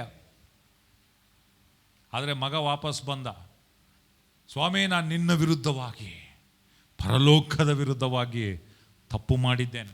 ಕೆಲವು ಸರಿ ನಮ್ಮ ತಪ್ಪುಗಳು ಪ್ರಿಯರೇ ಜನರ ವಿರುದ್ಧವಾಗಿ, ನಮ್ಮ ತಂದೆ ತಾಯಿಯ ವಿರುದ್ಧವಾಗಿ, ಸಭೆಯ ವಿರುದ್ಧವಾಗಿ, ಸಭೆ ನಾಯಕರ ವಿರುದ್ಧವಾಗಿ, ದೇವರ ವಿರುದ್ಧವಾಗಿ ನಾವು ಮಾಡಿದ್ದೇವೆ.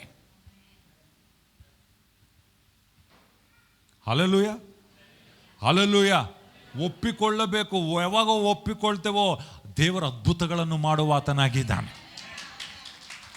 ಬಂಡು ಬಿದ್ದರೆ ಹಂಗೆ ಘೋರವಾದ ಒಂದು ದಿನ ಬರ್ತದೆ ಪ್ರಿಯರ. ಅವು ಕಷ್ಟ ಆಗ್ತದೆ. ಯಾರಾದರೂ ಹೋದ್ರೆ ಜ್ಞಾನೋಕ್ತಿ 29 ಓದಮ್ಮ. ಜ್ಞಾನೋಕ್ತಿ 29:1.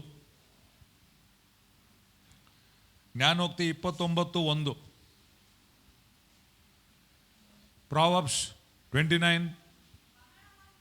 ಒಂದು ನಿಮಿಷ, ಇಲ್ಲಿ ಮೈಕ್ ಐತೆ ಅದಕ್ಕೋಸ್ಕರ ಎಲ್ಲರಿಗೂ ಕೇಳಿಸ್ತದಂತ. 29:1.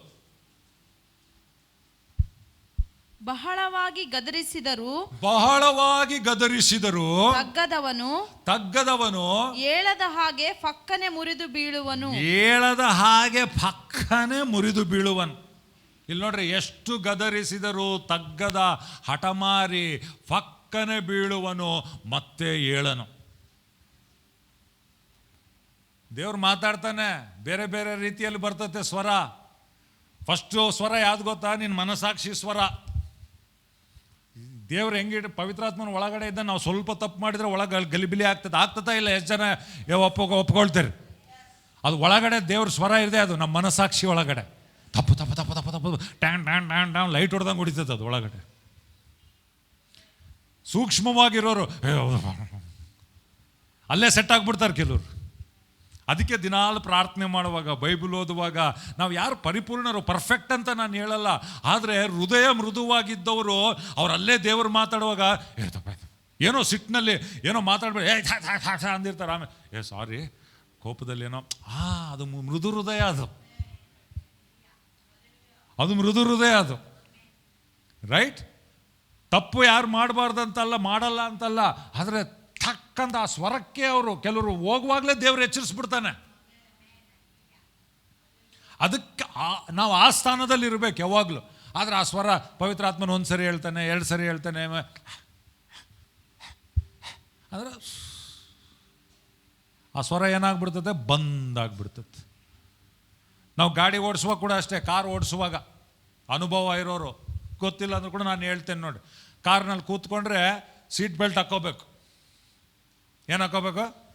ಯಾಕೆ? Seat belt safety. ಯಾರು ಸೇಫ್ಟಿ? ನಮ್ಮ ಸೇಫ್ಟಿ. ಸ್ವಲ್ಪ ಜನ ಏನು ಮಾಡ್ತಾರೆ, ಹಾಕ್ಕೊಳ್ಳಲ್ಲ. ಆ ಕಾರ್ನಾಗ, ಇವಾಗ ಬರೋ ಕಾರ್ಗಳ್ನಾಗ ಹೆಂಗಿದಾವೆ ಅಂದರೆ, ಸೀಟ್ ಬೆಲ್ಟ್ ಹಾಕ್ಕೊಂಡಿಲ್ಲ ಅಂದರೆ warning ಕೊಡಿದೆ, Pam Pam Pam Pam Pam Pam Pam ಅಂತದೆ. ಗಾಡಿ ಸ್ಟಾರ್ಟ್ ಪ್ಯಾಮ್ ಪ್ಯಾಮ್ ಪ್ಯಾಮ್ ಅಂದರೆ ಅರ್ಥ ಏನೋ? ಸೀಟ್ ಬೆಲ್ಟ್ ಹಾಕೋ, ಸೀಟ್ ಬೆಲ್ಟ್ ಹಾಕೋ, ಸೀಟ್ ಬೆಲ್ಟ್ ಹಾಕೋ, ಸೀಟ್ ಬೆಲ್ಟ್ ಹಾಕೋ, ಉದುರ್ತದದು.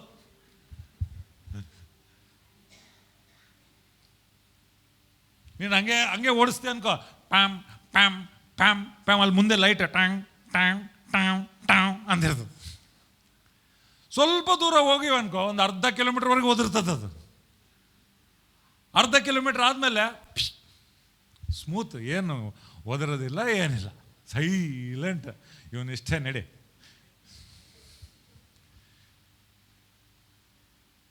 ಇವನು ಕೇಳಲ್ಲ ನಡಿ ಅಂತೇಳಿ ಆ ಸ್ವರ ಏನಾಗ್ಬಿಡ್ತದೆ?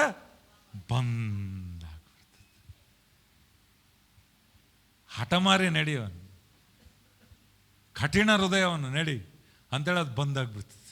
ಹಂಗೆ ಪವಿತ್ರಾತ್ಮನ ಸ್ವರ ಕೂಡ ಫಸ್ಟಿಗೆ town town town town town town town town town town town ಅಂತದ್ದು. ಅಂಥದ್ದಲ್ಲ, ಎಷ್ಟು ಜನರಿಗೆ ಅನುಭವ ಇದೆ ಹೇಳ್ರಿ. ಅದನ್ನು ನೀನು ಇಮ್ಮಿಡಿಯೇಟಾಗಿ ಅದಕ್ಕೆ ಒಳಗಾಗಿ ಕೇಳಿಸ್ಕೊಂಡು ನೀನು ತಿದ್ಕೊಂಡ್ಬಿಟ್ರೆ ನಿನ್ನ ಲೈಫ್ ಸೂಪರ್. ಸೇಫ್ಟಿ, ನಿನಗೆ ಸೇಫ್ಟಿ. ಬೆಲ್ಟ್ ಹಾಕೊಂಡಿಲ್ಲ ಅಂದರೆ ಏನು, ಕಾರ್ ಮಾಡಿದವನಿಗೆ ಏನಾನು ಹೋಗ್ತದ? ಬೆಲ್ಟ್ ಹಾಕೊಂಡಿಲ್ಲ ಅಂದ್ರೆ ಅದು ಎಂಥ ಕಾರ್, ಅವ್ನ ಮ್ಯಾನುಫ್ಯಾಕ್ಚರರ್ಗೆ ಏನಾನು ಹೋಗ್ತದ? ಅವನಿಗೇನಿಲ್ಲ, ನಿನ್ನ ಸೇಫ್ಟಿಗೋಸ್ಕರ ಅದು ಹೇಳೋದು. ಹಂಗೆ ದೇವ್ರ ವಾಕ್ಯ, ದೇವ್ರ ಸ್ವರ ನಮ್ಮ ಎಚ್ಚರಿಕೆಗಾಗಿ, ನಮ್ಮ ಭದ್ರತೆಗಾಗಿ ಅದಿರುವಂಥದ್ದು. ಹಾಕ್ರಿ ಆ ವಚನ ಹಾಕ್ರಿ, ಇನ್ನೊಂದ್ಸರಿ ಹಾಕ್ರಿ. ರೈಟ್? ಹಂಗೆ ನೆಕ್ಸ್ಟು ಪವಿತ್ರಾತ್ಮ ಹೇಳ್ತೆ, ನಾನು ಹೇಳಿದ್ರೆ ಕೇಳ್ತಲ್ಲ. ಇವಾಗ ಬೇರೆಯವ್ರ ಮುಖಾಂತರ ದೇವ್ರು ಮಾತಾಡಿಸ್ತಾನೆ. ಒಂದ್ಸರಿ ನಿಮಗೆ ಕೇಳಲ್ಲ, ಯಾವಾಗ ಆಯ್ತವಾರ ಬಂದಿರ್ತೀರಿ, ಟಕ್ ಅಂತ ಮೆಸೇಜು ನಿಮ್ಗೆ ಅನಿಸುತ್ತೆ, ಇದು ನಾಕೆ ಇದೆ ಸಂದೇಶಂ, ಈ ಮೆಸೇಜು ನಾಕೆ. ರೈಟ್? ಡೈರೆಕ್ಟ್ ಮಾತಾಡ್ತಾನೆ. ಅದನ್ನ ನೀನು ಕೇಳಿಸ್ಕೊಂಡಿಲ್ಲ, ದೇವ್ರು ಬೇರೆಯವ್ರ ಮುಖಾಂತರ ಮಾತಾಡಿಸ್ತಾನೆ. ಸಡನ್ನಾಗಿ ಟಿ ವಿ ಹಾಕ್ತೀವಿ, ಟಕ್ ಅಂತ ಯಾವುದೋ ಒಂದು ಮೆಸೇಜ್ ಬರ್ತದೆ. ಯಾರೊಬ್ಬರು ವಾಟ್ಸಪ್ನಾಗ ಒಂದು ಮೆಸೇಜ್ ಕಳಿಸ್ತಾರೆ, ದೇವ್ರ ವಾಕ್ಯ, ಟಕ್ ಅಂತ ಯಾವ್ದು ನಿನಗೆ ಅದು ಅನಿಸ್ತು, ಅದನ್ನು ನೀನು ನಿರ್ಲಕ್ಷ್ಯ ಮಾಡ್ತಿ. ಆಮೇಲೆ ತಪ್ಪಿನಲ್ಲಿ ಇರ್ತೆ, ನನ್ನಂಥವ್ರು ಬರ್ತಾರೆ, ನಾನು ಸ್ವಲ್ಪ ನೇರವಾಗಿ ಮಾತಾಡೋದು. ಯಾಕೆ? ನಿಮ್ಮನ್ನು ಪ್ರೀತಿಸ್ತೀನಿ, ಅದಕ್ಕೆ. ನಾನು ಬೆಣ್ಣೆ ಹಾಕಿ ಮಾತಾಡಲ್ಲ. ಒಳಗೆ ಟ್ಯೂಮರ್ ಇದ್ದರೆ ಡಾಕ್ಟ್ರ್ ಹತ್ರ ಹೋಗ್ರಿ, ಒಳಗಡೆ ಗಡ್ಡೆ ಇದ್ದರೆ ಡಾಕ್ಟ್ರು ಕೊಯ್ದ್ರೆ ಬೇಡ ಬಿಡಪ್ಪ, ಭಾಳ ಅಸಹ್ಯ ಆಗ್ತೈತಲ್ಲ, ಕೊಯ್ದ್ರೆ ನೋವು ಆಗ್ತೈತಲ್ಲ, ಕೊಯ್ದ್ರೆ ರಕ್ತ ಚೆಲ್ತೈತಲ್ಲ, ಅದು ಅಸಹ್ಯ ಅಲ್ಲ, ಬೇಡ ಇಟ್ಕ ಹಾಗೆ ಒಂದು ಮಲಮ್ ಹಾಕಿ ಕಳಿಸ್ಬೇಕು. ನಿನಗೆ ಜಂಡು ಬಾಮ್ ಹಾಕಿ ಕಳಿಸ್ತೀನಿ. ತಣ್ಣಗಿರ್ತಿ, ಇಲ್ಲ ಮೂಗು ತಣ್ಣಗೈತೆ. ಅದು ಯಾವಾಗಲೂ ಕೆಲಸ ಮಾಡಲ್ಲ ಅದು. ಅವು ಸಣ್ಣ ರೋಗ ಇದ್ದರೆ, ಸಣ್ಣ ತಲೆನೋವು, ಸುಮ್ಮನೆ ಏನೋ ತಲೆನೋವು ಇದ್ದರೆ ಜಂಡು ಮಾಡ್ಕೊಂಡ್ರೆ ತಣ್ಣಗೆ ಅನಿಸುತ್ತೆ, ಹಂಗೆ ನಿದ್ದೆ ಬರ್ತದೆ, ಬೆಳಗ್ಗೆ ಎದ್ದಾಗ ಇರಲ್ಲ. ಅದು ಗಡ್ಡೆ ಇದ್ದರೆ ಏನು ಮಾಡ್ಬೇಕು? ಅಸಹ್ಯ ಅದು, ಕೊಯ್ಯಕ ರಕ್ತ ಎಲ್ಲ ಚಲ್ತದೆ. ಬಟ್ ಕೊಯ್ಬೇಕು. ಯಾಕೆ ಕೊಯ್ಬೇಕಂತಂದರೆ ಆ ಗಡ್ಡೆ, ನಾನು ಇವತ್ತು ಆ ಗಡ್ಡೆ ತೆಗ್ದಿಲ್ಲ ಅಂದರೆ ಆ ಗಡ್ಡೆ ನಿನ್ನ ತಗೊಂಡ್ಬಿಡ್ತದೆ. ನೀನು ಆ ಗಡ್ಡೆನ ಹಂಗೆ ಇಟ್ಕೊಂಡಿ ಅಂತಂದರೆ ಆ ಗಡ್ಡೆ ನಿನ್ನ ಪ್ರಾಣ ತೆಗಿತದೆ. ಅದಕ್ಕೆ ಬೈಬಲ್ ಹೇಳೋದು, ನಿನ್ನ ಕೈ ನಿನ್ನನ್ನು ತಪ್ಪು ಮಾಡುವಂತೆ ನಡೆಸ್ತಾ ಇದ್ರೆ ಈ ಕೈಯನ್ನು ಕತ್ತರಿಸು. ಒಂದೇ ಕೈ ಇಟ್ಕೊಂಡು ಪರಲೋಕಕ್ಕೆ ಹೋಗೋದು ನರಕಕ್ಕೆ ಹೋಗೋದಕ್ಕಿಂತ ಲೇಸು.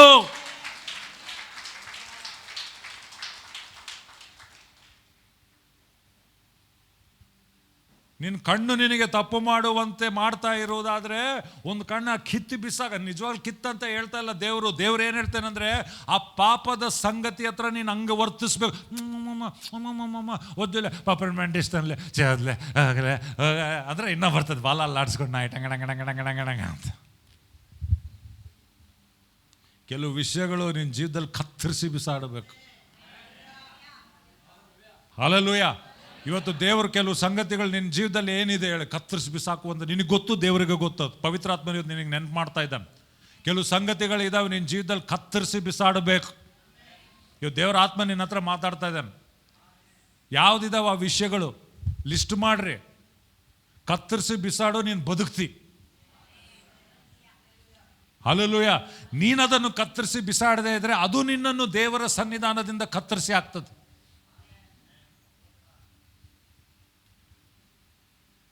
ರೈಟ್? ನಾನು ನೇರವಾಗಿ ಮಾತಾಡ್ತೀನಿ. ಯಾಕೆ? ನಿನ್ನ ಜೀವ ಉಳಿಸ್ಬೇಕಂತ ನನ್ನ ಆಸೆ. ದೇವ್ರು ನನ್ನಿಲ್ಲ, ಅದಕ್ಕೆ ಇಟ್ಟಿರೋದು.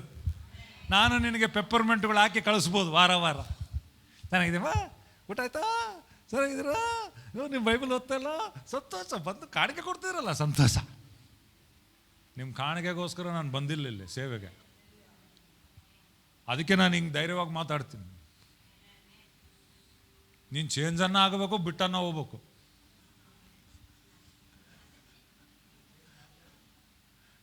ಚೇಂಜನ್ನು ಆಗೋ, ಬಿಟ್ಟನ ಹೋಗು. ಅಲೆಕ್ಸಾಂಡರ್ ರಾಜನಿದ್ನಂತೆ. ಅಲೆಕ್ಸಾಂಡರ್ ರಾಜ ಇರುವಾಗ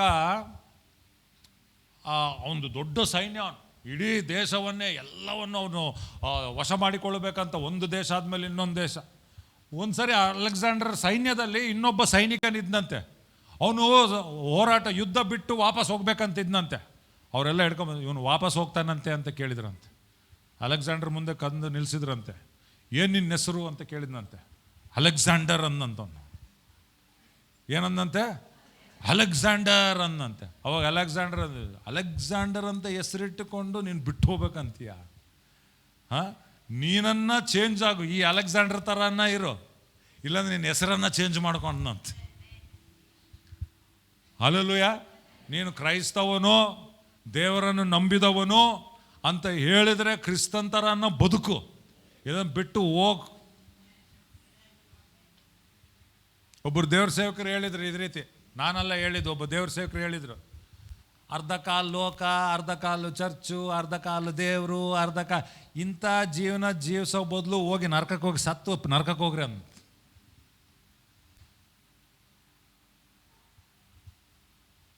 ಆಮೇಲೆ ಹಲ್ಲೆಲೂಯ. ಬೈಬಲ್ ಹೇಳ್ತದೆ, ಯೇಸುಸ್ವಾಮಿ ಹೇಳ್ತಾನೆ ಅಲ್ಲಿ ಪ್ರಕಟಣೆ ಗ್ರಂಥದಲ್ಲಿ, ಸಭೆಗೆ ಹೇಳ್ತಾ ಇದ್ದಾನೆ, ವಿಶ್ವಾಸಿಗಳಿಗೆ ಹೇಳ್ತಾನೆ, ಉಗುರು ಬೆಚ್ಚಗಿದ್ದರೆ ಉಗುಳು ಬಿಡ್ತಾನಂತ.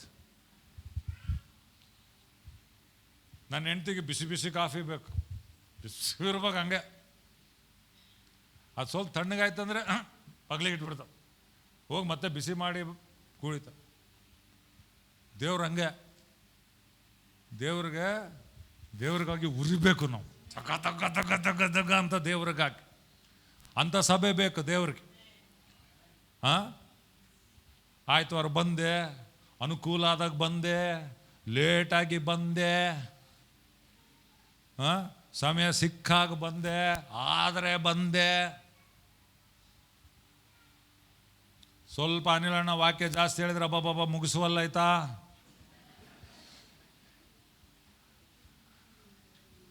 ಇನ್ನು ಆಮೇಲೆ ಅನ್ನಕ್ಕಿಲ್ಲ, ಎದ್ದೋದೆ, ಮತ್ತೆ ನೆಕ್ಸ್ಟ್ ಸಂಡೇ ಬಂದೆ. ಏನಪ್ಪ ಅಂತಂದ್ರೆ, ಕಾಣಿಕೆ ಆಗ್ತೀನಲ್ಲ. ಯಾರು ಬೇಕು ನೀನು ಕಾಣಿಕೆ? ನಿನ್ನ ಆತ್ಮ ಬೇಕು. ಮನುಷ್ಯನು ಲೋಕವನ್ನೆಲ್ಲ ಗೆದ್ದು ತನ್ನ ಆತ್ಮವನ್ನು ಕಳ್ಕೊಂಡ್ರೆ ಏನು ಪ್ರಯೋಜನ? ನಿನ್ನ ಆತ್ಮ ಬೇಕು. ನಿನ್ನ ಆತ್ಮ ಬೆಳವಣಿಗೆಗಾಗಿ ನಾವಿಲ್ಲಿದ್ದೇವೆ. ದೇವ್ರು ನಮ್ಮನ್ನ ಲೆಕ್ಕಕ್ಕೆ ಏನು ಕೇಳ್ತಾನೆ? ಅವ್ರು ಬಂದರು, ಅವ್ರನ್ನ ನೀನು ಎಷ್ಟು ನನ್ನ ಕಡೆ ಅಂಟಿಸ್ದಿ ಅಂತ ಕೇಳ್ತಾನೆ ದೇವರು. ನಾನು ಪೆಪ್ಪರ್ ಬ್ಯಾಡ ಬಿಡಪ್ಪ, ನಾನು ಯಾಕೆ ಕೆಟ್ಟವನಾಗೋದು? ಚೆನ್ನಾಗಿದ್ರಲ್ಲ, ಬೇಸಿದ್ರಲ್ಲ, ನೀವು ಕಾಣಿಕೆ ಕೊಡ್ತೀರಲ್ಲ, ಸಂತೋಷ, ಒಳ್ಳೆ ಫಾಸ್ಟ್ರಪ್ಪ, ನಾವು ಹೆಂಗನ ಇರ್ಬೋದು, ಏನು ಹೇಳೋದಿಲ್ಲ, ಏನು ಕೇಳೋದಿಲ್ಲ, ಸಾಯ್ತೀರ. ಆಮೇಲೆ ಆ ಪಾಸ್ಟ್ರು ಸಾಯ್ತಾನೆ. ದೇವ್ರು ಕೇಳ್ತಾನೆ, ನಿನ್ನ ಯಾಕೆ ಇಟ್ಟಿದ್ದು ನಾನು? ನೀನು ವಾಕ್ಯ ಯಾಕೆ ಸಾರಿದ್ದು? ನೀನೇನು ಸಾರ್ದಿ? ನೀನೇನು ಹೇಳ್ದಿ? ನೀನು ಹೆಂಗೆ ಬೆಳೆಸ್ತಿ ಜನರನ್ನ? ಅವನು ನೀನು ಕೂಡ ಆಮೇಲೆ ನಾನು ಫೈನಲಿ ಅಲ್ಲಿ ಲೆಕ್ಕ ಒಪ್ಸ್ಬೇಕಲ್ಲ ನಾನು. ದೇವ್ರು ನನ್ನೇ ಕೇಳ್ತಾನೆ, ಯಾಕಪ್ಪ ಬಂದಿ ನೀನು ಸೇವೆಗೆ? ಏನಕ್ಕಪ್ಪ ನೀನು? ಆಮೇನ್ ಹಲ್ಲೆಲೂಯ. ಸ್ನಾನಿಕನಾದ ಯೋಹಾನನ ಕೆಲಸ ಏನಾಗಿತ್ತು? ಜನರನ್ನು ಯೇಸುವಿನ ಕಡೆ ನಡೆಸುವಂಥದ್ದು. ಪ್ರತಿಯೊಬ್ಬ ಪ್ರಸಂಗಿಯ ಕೆಲಸ ಅದೇ. ಪ್ರತಿಯೊಬ್ಬರು ಲೋಕವನ್ನು ಬಿಟ್ಟು ಯೇಸುವನ್ನು ಅಂಟುಕೊಳ್ಳಬೇಕು. ಪ್ರತಿಯೊಬ್ಬರು ಪಾಪವನ್ನು ಬಿಟ್ಟು ಯೇಸುವನ್ನು ಅಂಟುಕೊಳ್ಳಬೇಕು. ಹಲ್ಲೆಲೂಯ. ದೇವ್ರು ಕಳಿಸ್ತಾನೆ ಪ್ರವಾದಿಗಳನ್ನ. ಆ ಸ್ವರ ಕೂಡ ಕೇಳದೇ ಇದ್ರೆ ನೋಡ್ರಿ, ಆ ವಚನ ಇರ್ತದೆ, ಎಷ್ಟು ಗದರಿಸಿದರು. ದೇವ್ರು ಬರೀ ಅನ್ನಲ್ಲ, ಗದರಿಸ್ತಾನಂತೆ ನಮ್ಮ ಒಳ್ಳೆಯದಕ್ಕಾಗಿ. ಎಷ್ಟು ಗದರಿಸಿದರು, ತಗ್ಗದ ಹಠಮಾರಿ. ಪಕ್ಕನೆ ಪಕ್ಕನೆ ಅಂದರೆ ಯಾವತ್ತು ಬೀಳ್ತಾನೋ ಗೊತ್ತಿಲ್ಲ, ಹೊಸ್ತ ಚುಡುವನಿಕೆ. ದೇವ್ರ ಸ್ವರನ ನಿರ್ಲಕ್ಷ್ಯ ಮಾಡಿದರೆ, ದೇವರ ವಾಕ್ಯನ ನಿರ್ಲಕ್ಷ್ಯ ಮಾಡಿದರೆ, ಸಭೆನ ನಿರ್ಲಕ್ಷ್ಯ ಮಾಡಿದರೆ, ಪವಿತ್ರಾತ್ಮನ ಸ್ವರವನ್ನು ನಿರ್ಲಕ್ಷ್ಯ ಮಾಡಿದರೆ, ದೇವರ ವಾಕ್ಯದ ಸ್ವರವನ್ನು ನಿರ್ಲಕ್ಷ್ಯ ಮಾಡಿದರೆ ಪಕ್ಕನೆ ಬೀಳುವನು, ಮತ್ತೆ ಹೇಳೋನು. ಅವಾಗ ಅಷ್ಟೇ ಅವನಿಗೆ ದೇವ್ರು ಯಾವಾಗಲೂ ಕರೆಯುವಾತನಾಗಿದ್ದಾನೆ. ಆ ಮಗನು ವಾಪಸ್ ಬಂದಮೇಲೆ ಏನಾಯಿತು? ತಂದೆ ಕ್ಷಮಿಸ್ದ, ಅವನ್ನ ಅಪ್ಪಿಕೊಂಡ, ಅವನಿಗೆ ನಿಲುವಂಗಿಯನ್ನು ಹಾಕಿದ, ಹಬ್ಬ ಮಾಡಿದ, ವಾಪಸ್ ಕರ್ಕೊಂಡ. ಅವನು ಕಳೆದೋಗಿದ್ದೆಲ್ಲ ಪುನಃಸ್ಥಾಪನೆ ಆಯಿತು ಪ್ರಿಯರ್. Hallelujah, hallelujah. ನಮ್ಮ ಬಾಳಿನಲ್ಲಿ ಕೂಡ ದೇವರು ಅದನ್ನೇ ಬಯಸುವಾತನಾಗಿದ್ದಾನೆ ಪ್ರಿಯರ್, ರೈಟ್? ಆದರೆ ವಾಪಸ್ ನಾವು ಬರುವಾಗ ಎಲ್ಲಿ ಬರ್ತೇವೆ? ನಾವು ದೇವರ ವಾಕ್ಯಕ್ಕೆ ಹಿಂತಿರುಗಿ ಬರುವವರಾಗಿದ್ದೇವೆ. ಈ ಇಸ್ರಾಯೇಲ್ ಜನರು ನಾನು ಮುಗಿಸ್ತೇನೆ ಬೇಗ. ಇಸ್ರಾಯೇಲ್ ಜನರು ಇವರು ಎಲ್ಲೋಗಿದ್ರು? ಬಬಿಲೋನಿಗೆ ಹೋಗಿದ್ರು. ಆದರೆ ದೇವರಲ್ಲಿ ಯೆರೆಮೀಯನ ಮುಖಾಂತರ ಒಂದು ಪ್ರವಾದನೆ ಕೊಟ್ಟಿದ್ದ, 70 ವರ್ಷ ಆದ ನಂತರ ಇವ್ರನ್ನ ವಾಪಸ್ ಕರ್ಕೊಂಬರ್ತೇನೆ. ಅವರು ವಾಪಸ್ ಬಂದರು. ವಾಪಸ್ ಬಂದು ಮಂದಿರವನ್ನು ಕಟ್ಟಿದ್ರು, ವಾಪಸ್ ಬಂದು ಅವರು ಯೆರೂಸಲೇಮ್ ಗೋಡೆಯನ್ನು ಕಟ್ಟಿದ್ರು. ಆದರೆ ಬರೀ ಮಂದಿರ ಗೋಡೆ ಕಟ್ಟೋದಲ್ಲ, ಅವ್ರು ಏನು ಮಾಡಿದ್ರು ಅಂದರೆ ದೇವರ ವಾಕ್ಯದ ಪ್ರಕಾರ ಅವರ ಜೀವಿತಗಳನ್ನು ಅವರು ಕಟ್ಟಿಕೊಂಡರು. ಆಮೇಲೆ ನಾವು ವಾಪಸ್ ಎಲ್ಲಿಗೆ ಬರಬೇಕು? ದೇವರ ವಾಕ್ಯಕ್ಕೆ ಬರಬೇಕು. ಯಾಕಂದರೆ ದೇವರ ವಾಕ್ಯವನ್ನು ಬಿಟ್ಟು ಹೋಗಿದ್ದಕ್ಕೆ ಈ ಸಂಗತಿಗಳನ್ನು ನಾವು ಅನುಭವಿಸಿದ್ದೇವೆ.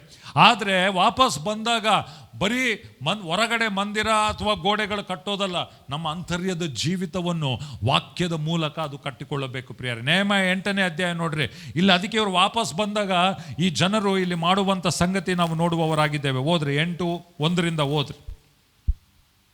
ತಮ್ಮ ತಮ್ಮ ಪಟ್ಟಣಗಳಲ್ಲಿ ವಾಸಿಸುತ್ತಿದ್ದ ಇಸ್ರಾಯೇಲ್ ಸರ್ವ ಸಮೂಹದವರು 7ನೇ ತಿಂಗಳಲ್ಲಿ ನೀರು ಬಾಗಿಲಿನ ಮುಂದಿನ ಬಯಲಿನಲ್ಲಿ ಒಟ್ಟಾಗಿ ಕೂಡಿ ಬಂದು, ಯೆಹೋವನು ಮೋಶೆಯ ಮುಖಾಂತರ ಇಸ್ರಾಯೇಲರಿಗೆ ಕೊಟ್ಟ ಧರ್ಮಶಾಸ್ತ್ರದ ಗ್ರಂಥವನ್ನು ತೆಗೆದುಕೊಂಡು ಬರಬೇಕೆಂದು ಧರ್ಮೋಪದೇಶಕನಾದ ಎಜ್ರನನ್ನು ಕೇಳಿಕೊಂಡರು. ಹಲ್ಲೆಲೂಯಾ. ಇಸ್ರಾಯೇಲ್ ಜನರೆಲ್ಲ ಏನ್ ಮಾಡಿದ್ರಂತೆ, ಅಲ್ಲಿ ಹೊರಗಡೆ ಬಯಲಿನಲ್ಲಿ ಅವ್ರು ಸೇರಿದ್ರಂತೆ. ಏನಂತ? ಧರ್ಮಶಾಸ್ತ್ರವನ್ನು ತೆಗೆದುಕೊಂಡು, ಧರ್ಮಶಾಸ್ತ್ರದ ಗ್ರಂಥವನ್ನು ತೆಗೆದುಕೊಂಡು ಬರಬೇಕೆಂದು ಧರ್ಮೋಪದೇಶಕನಾದ ಎಜ್ರನನ್ನು ಕೇಳಿಕೊಂಡರು. ಆ ಸಮಯದಲ್ಲಿ ನೆಹೆಮೀಯನು ಗೋಡೆ ಕಟ್ಟಿದ, ಅಲ್ಲಿ ಯೆಹೋಶುವ ಮತ್ತು ಜೆರುಬ್ಬಾಬೆಲ್ ಅವರೆಲ್ಲ ಮಂದಿರವನ್ನು ಕಟ್ಟಿದ್ರು. ಆದರೆ ಇಲ್ಲಿ ಇವಾಗ ಎಜ್ರನು ಬರ್ತಾ ಇದ್ದಾನೆ. ಎಜ್ರನು ಬಂದು ಏನು ಮಾಡ್ತಾ ಇದ್ದಾನೆ? ಜನರ ಜೀವಿತವನ್ನು ವಾಕ್ಯದಿಂದ ಕಟ್ಟುವವನಾಗಿದ್ದಾನೆ. ಅಂದರೆ ಅಲ್ಲಿ ಏನು ಹೇಳ್ತಾರೆ, ನೀವು ಯಾಕೆ ಇದೆಲ್ಲ ಗತಿ ನಿಮಗೆ ಬಂತು? ಯಾಕೆ ನೀವು ಬಬಿಲೋನ್ಗೆ ಹೋದ್ರಿ? ದೇವರು ನಿಮಗೆ ಇಷ್ಟೆಲ್ಲ ವಾಗ್ದಾನ ಇಟ್ಟಿದ್ದ, ದೇವರು ನಿಮಗೆ ಒಳ್ಳೆ ಪ್ರಣಾಳಿಕೆಯನ್ನು ಇಟ್ಟಿದ್ದ, ಯೋಜನೆಯನ್ನು ಇಟ್ಟಿದ್ದ. ಯಾಕಂದರೆ ನೀವು ದೇವರ ವಾಕ್ಯವನ್ನು ನಿರ್ಲಕ್ಷ್ಯ ಮಾಡಿದ್ದೀರಿ. ಇವಾಗ ನೀವು ವಾಪಸ್ ಎಲ್ಲಿ ಬರಬೇಕು? ದೇವರ ವಾಕ್ಯಕ್ಕೆ ಕೇಳಬೇಕು. ಅಲ್ಲಿ ಹೇಳ್ತದೆ, ಯೆಹೋವನು ಮೋಶೆ ಮುಖಾಂತರ ಇಸ್ರಾಯೇಲರಿಗೆ ಕೊಟ್ಟ ಧರ್ಮಶಾಸ್ತ್ರದ ಗ್ರಂಥ. ಎಲ್ಲರೂ ಹೇಳ್ರಿ, ಧರ್ಮಶಾಸ್ತ್ರದ ಗ್ರಂಥ. ಎಷ್ಟು ಜನ ಕೈಯಲ್ಲಿ ಬೈಬಲ್ ಇದೆ? ಬೈಬಲ್ ಇದ್ರೆ ಹೆಂಗೆ ಹತ್ರಿ ಹೇಳ್ರಿ. ಈ ಗ್ರಂಥ, ಈ ಪುಸ್ತಕ, ಈ ಬೈಬಲ್. ಹಲ್ಲೆಲೂಯಾ. ದೇವರು ಮೋಶೆಗೆ ಏನು ಕೊಟ್ಟ? ಧರ್ಮಶಾಸ್ತ್ರದ ಗ್ರಂಥವನ್ನು ಕೊಟ್ಟ. ಆಮೆನ್. ಹಲ್ಲೆಲೂಯಾ. ಓಕೆ, ಎಚ್ಚರಿಕೆಯಿಂದ ಕೇಳಿಸ್ಕೊಡ್ರಿ. ಮೋಶೆಗೆ ದೇವರು ಹೆಂಗೆ ಮಾತಾಡ್ದ ಅಂದರೆ ಅದ್ಭುತವಾದ ರೀತಿಯಲ್ಲಿ. ಅವಾಗ ಇನ್ನೂ ಧರ್ಮಶಾಸ್ತ್ರದ ಗ್ರಂಥ ಇರಲಿಲ್ಲ. ದೇವರು ಮೇಘದ ಮುಖಾಂತರ ಬೆಟ್ಟದ ಮೇಲೆ ಬಂದು ಮೋಶೆಗೆ ಪ್ರತ್ಯಕ್ಷವಾಗಿ ಮಾತನಾಡೋದು ಅದ್ಭುತವಾಗಿತ್ತು ಮೋಶೆ ಟೈಮ್ನಲ್ಲಿ. ಆದರೆ ಯೆಹೋಶುವನ ಟೈಮಿಗೆ ಬಂದಾಗ ದೇವರು ಮತ್ತೆ ಮೋಶೆನ ನಡೆಸ್ದಂಗೆ ನಡೆಸಲಿಲ್ಲ. ಅಷ್ಟೊತ್ತಿಗೆ ದೇವರು ಏನು ಕೊಟ್ಟಿದ್ದ ಆತನಿಗೆ? ಧರ್ಮಶಾಸ್ತ್ರದ ಗ್ರಂಥವನ್ನು ಕೊಟ್ಟಿದ್ದ. ಮತ್ತೆ ಬರೋಣ ನೆಹೆಮೀಯನಿಗೆ. ಆದರೆ ಇವಾಗ ಯೆಹೋಶುವ 1:8 ಓದ್ರಿ. ಯೆಹೋಶುವ 1:8 ಓದ್ರಿ. ಜಾಷುವ ಚಾಪ್ಟರ್ 1:8. ಯೆಹೋಶುವ 1. ಎಲ್ಲರೂ ಹೇಳ್ರಿ, ಧರ್ಮಶಾಸ್ತ್ರದ ಗ್ರಂಥ. ಜೋರಾಗಿ ಮುಂದೆ ಇರೋರು ಹಿಂದೆ ಇರೋರು. ಧರ್ಮಶಾಸ್ತ್ರದ ಗ್ರಂಥ. ಓಕೆ, ಬೈಬಲ್ ಇಟ್ಕೊಂಡು ಹೇಳ್ರಿ, ಈ ಗ್ರಂಥ. ಓಕೆ, ಓದ್ರಿ. ಈ ಧರ್ಮಶಾಸ್ತ್ರವು ಯಾವಾಗಲೂ ನಿನ್ನ ಬಾಯಲ್ಲಿರಲಿ. ವಾವ್, ಸ್ಕ್ರೀನ್ ನೋಡ್ರಿ ಏನು ಹೇಳ್ತದೆ. ಈ ಧರ್ಮಶಾಸ್ತ್ರವು ಯಾವಾಗಲೂ ನಿನ್ನ ಬಾಯಲ್ಲಿರಲಿ. ಎಲ್ಲ ಜೋರಾಗಿ ಹೇಳ್ರಿ, ಈ ಧರ್ಮಶಾಸ್ತ್ರವು ಯಾವಾಗಲೂ ನನ್ನ ಬಾಯಲ್ಲಿ ಇರಲಿ. ಯಾವ್ದಾವುದೋ ಕತೆಗಳಲ್ಲ, ಈ ಧರ್ಮಶಾಸ್ತ್ರವು ನಿನ್ನ ಬಾಯಲ್ಲಿರಬೇಕು ಯಾವಾಗಲೂ. ಪ್ರಶ್ನೆ, ಈ ಧರ್ಮಶಾಸ್ತ್ರ ಫಸ್ಟ್ ಇದೆಯಾ? ಈ ಧರ್ಮಶಾಸ್ತ್ರ ನಿನ್ನ ಬಾಯಲ್ಲಿದೆಯಾ? ಈ ಧರ್ಮಶಾಸ್ತ್ರ ನಿನ್ನ ಮನೆಗಿರ್ಬೋದು, ತೆಗಿತಾ ಇದೆಯಾ? ನಿನ್ನ ಧರ್ಮಶಾಸ್ತ್ರ ಇದನ್ನು ಓದ್ತಾ ಇದೆಯಾ? ಇದರಲ್ಲಿ ಏನು ಬರೆದಿದೆ ಅಂತ ಅರ್ಥ ಮಾಡಿಕೊಳ್ತಾ ಇದ್ದೀಯಾ? ನಿನಗೆ ಅರ್ಥವಾಗದೇ ಇದ್ದರೆ ಅರ್ಥ ಮಾಡಿಸುವವರ ಹತ್ರ ನೀನು ಕೇಳ್ತಾ ಇದ್ದೀಯಾ? ನಿನ್ನ ಇಷ್ಟ ಬಂದಂಗೆ ಇರು ಅಂತ ಹೇಳ್ತಾ ಇಲ್ಲ. ಈ ಧರ್ಮಶಾಸ್ತ್ರದ ಗ್ರಂಥ ನಿನ್ನ ಬಾಯಲ್ಲಿ ಇರಲಿ. ಇವಾಗ ಭಾರತ ದೇಶಕ್ಕೆ ಒಂದು ಸಂವಿಧಾನ ಇದೆ ಪ್ರಿಯರ್. ಏನಿದು ಮಾಡಿದ್ರು ಕೂಡ ಯಾವುದರ ಆಧಾರದ ಮೇಲೆ? ಆ ಸಂವಿಧಾನದ ಮೇಲೆ. ಹಂಗೆ ಕ್ರೈಸ್ತರಿಗೆ ದೇವರು ಈ ಧರ್ಮಶಾಸ್ತ್ರವನ್ನು ಕೊಟ್ಟಿದ್ದಾನೆ, ವಾಕ್ಯವನ್ನು ಕೊಟ್ಟಿದ್ದಾನೆ. ಇದನ್ನೇ ನಾವು ಬೈಬಲ್ ಅಂತ ನಾವು ಹೇಳುವವರಾಗಿದ್ದೇವೆ. ಮೋಶೆ ಟೈಮ್ನಲ್ಲಿ ಗುಡುಗು, ಮಿಂಚು ಅವೆಲ್ಲ ಆಯಿತು, ಅಗ್ನಿ ಎಲ್ಲ ಆಯಿತು. ಆದರೆ ದೇವರು ಯೆಹೋಶುವನಿಗೆ ಏನು ಹೇಳ್ತಾನೆ?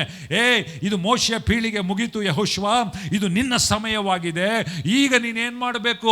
ಮತ್ತೆ ನೀನು ಈ ಬೆಟ್ಟ ಹತ್ತು ಅಂತ ಹೇಳ್ತಾ ಇಲ್ಲ, ಅಲ್ಲಿ ನಾನು ಮೇಘ ಸ್ತಂಭದಿಂದಲೇ ಇಳಿತೀನಿ ಅಂತ ಹೇಳ್ತಾ ಇಲ್ಲ, ಅಲ್ಲಿ ಅಗ್ನಿಯನ್ನು ನಾನು ತರ್ತೇನೆ ಅಂತ ಹೇಳ್ತಾ ಇಲ್ಲ. ಈ ಧರ್ಮಶಾಸ್ತ್ರವು ಯಾವಾಗಲೂ ನಿನ್ನ ಬಾಯಲ್ಲಿ ಇರಲಿ. ಆಮೇನ್. ನೆಕ್ಸ್ಟ್ ನೋಡ್ರಿ, ಹಗಲಿರಲು ಅದನ್ನು ಧ್ಯಾನಿಸುತ್ತಾ, ಅದರಲ್ಲಿ ಹಗಲಿರಲು ಅದನ್ನು ಧ್ಯಾನಿಸುತ್ತಾ. ಎಲ್ಲರೂ ಹೇಳ್ರಿ ನನ್ನ ಸಂಗಡ, ಹಗಲಿರಲು ಅದನ್ನು ಧ್ಯಾನಿಸುತ್ತಾ. ಇವತ್ತು ನನ್ನ ಪ್ರಶ್ನೆ ನಿಮಗೆ, ಹಗಲಿರಲು ನಿನ್ನ ಧ್ಯಾನ ಏನು?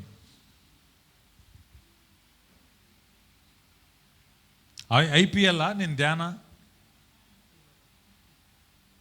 ಕೆಲವ್ರು ವಾಕ್ಯ ಗೊತ್ತಿಲ್ಲ, ಬೇರೆಲ್ಲ ಗೊತ್ತಿರ್ತದೆ, ದುನಿಯಾ ಗೊತ್ತಿರ್ತದೆ. ಕೆಲವರು ಫೋನ್ ಮಾಡಲ್ಗಳು ಟಕ ಟಕ ಟಕ ಟಕ ಅಂತ ಹೇಳ್ತಿರ್ತಾರೆ. ಕೆಲವರು ಪಾಲಿಟಿಕ್ಸ್, ರೈಟ್, ಕೆಲವರು ಬೇರೆ ವಿಷಯಗಳು ಇರ್ತವೆ. ಆದರೆ ಇಲ್ಲಿ ಬೈಬಲ್ ಹೇಳ್ತದೆ, ಅಂದರೆ ನಿನಗೆ ಬೇರೆ ಇದು ಮಾಡೋದು ಇದೆ ಅಂತ. ಹಗಲಿರಲು ಏನಾಗಿರ್ಬೇಕಿದ್ದು ನಿನ್ನ ಧ್ಯಾನ. ಹಗಲಿರಲು ಓದು ಅಂತ ಹೇಳ್ತಾ ಇಲ್ಲ, ಇದು ನಿನ್ನ ಧ್ಯಾನ ಆಗಿರ್ಬೇಕು. ಧ್ಯಾನ ಎಲ್ಲಿ ಮಾಡ್ತೀವಿ? ನಮ್ಮ ಮನಸ್ಸಲ್ಲಿ ಮಾಡ್ತೀವಿ ನಾವು. ಅದು ನಮ್ಮ ಬಾಯಲ್ಲಿ ಇರಬೇಕದು. ಕುಂತ್ರೆ ನಿಂತರೆ ದೇವರ ವಾಕ್ಯದ ಪ್ರಕಾರ ನಮ್ಮ ಜೀವಿತ ಇರಬೇಕದು. ಹಲ್ಲೆಲೂಯಾ. ಅದಕ್ಕೆ ವಾಕ್ಯ ಹೇಳುವಾಗ ಎಚ್ಚರಿಕೆಯಾಗಿ ಕೇಳಿಸ್ಕೊಳ್ಬೇಕು. ಮುಂದೆ ನೋಡ್ರಿ ಏನಂತ ಹೇಳ್ತದೆ, ಧ್ಯಾನಿಸುತ್ತಾ ಅದರಲ್ಲಿ ಬರೆದಿರುವುದೆಲ್ಲ ಕೈಕೊಂಡು ನಡಿ. ಏನು ಮಾಡ್ಬೇಕು? ಇದು ಯಾಕಿರೋದು? ಇದು ತಿಳ್ಕೋಬೇಕು. ಇದ್ರ ಪ್ರಕಾರ ಏನು ಮಾಡಬೇಕು? ನಡಿಬೇಕು. ತಲೆನೋವು ಬಂದರೆ ದಿಮ್ ಕೆಳಗೆ ಇಟ್ಕೊಳ್ಳೋದಲ್ಲ ಇದು. ಸ್ವಲ್ಪ ಜನ ಭಯ ಆಗ್ತದೆ ಹಿಂಗೆ ಇಟ್ಕೊಂಡು ಮಾಡ್ತೀನಿ, ಅದಲ್ಲ. ತಲೆನೋವು ಆಗ್ತದೆ, ತಲೆ ಕೆಳಗೆ ಇಟ್ಕೊಂತೀನಿ, ಕೆಲಸ ಮಾಡಲ್ಲ. ಯಾರೋ ಒಬ್ಬ ನಿದ್ನಂತೆ, ಹಾರ್ಟ್ ಪೇಷಂಟು. ಡಾಕ್ಟ್ರ್ ಅವ್ನಿಗೆ ಹೇಳಿದ್ದಂತೆ, ದಿನಾಲು ಗುಳಿಗೆ ಹಾಕೋಬೇಕು ಅಂತ ಹೇಳಿದ್ನಂತೆ. ದಿನಾಲು ಗುಳಿಗೆ ಹಾಕೋಬೇಕು. ಯಾಕಪ್ಪ? ನನಗೆ ಹೃದಯದಲ್ಲಿ ತೊಂದರೆ ಐತೆ ಅಂತ ಗುಳಿಗೆ ಕೊಂಡ್ಕೊಂಡಂತೆ. ಕೊಂಡ್ಕೊಂಡು ಏನು ಮಾಡಿದ್ನಂತೆ? ಜೇಬ್ನಾಗ ಇಟ್ಕೊಂಡಂತೆ. ಇಲ್ಲಾಕೆ ಇಟ್ಕೊಂಡಿಯಪ್ಪ? ಇದು ನನ್ನ ಹೃದಯಕ್ಕೆ ಹತ್ತಿರವಾಗಿದೆ, ನನಗೆ ಹಾರ್ಟ್ ಪ್ರಾಬ್ಲಮ್ ಇದೆ, ಇದು ಹಾರ್ಟ್ ಮೆಡಿಸನ್ನು, ಇದು ಇಲ್ಲಿ ನನ್ನ ಪಾಕೆಟ್ನಾಗ ಇಟ್ಕೊಂಡಿನಿ, ಯಾವಾಗಲೂ ನನ್ನ ಹೃದಯದ ಹತ್ತಿರ ಇರ್ತದೆ.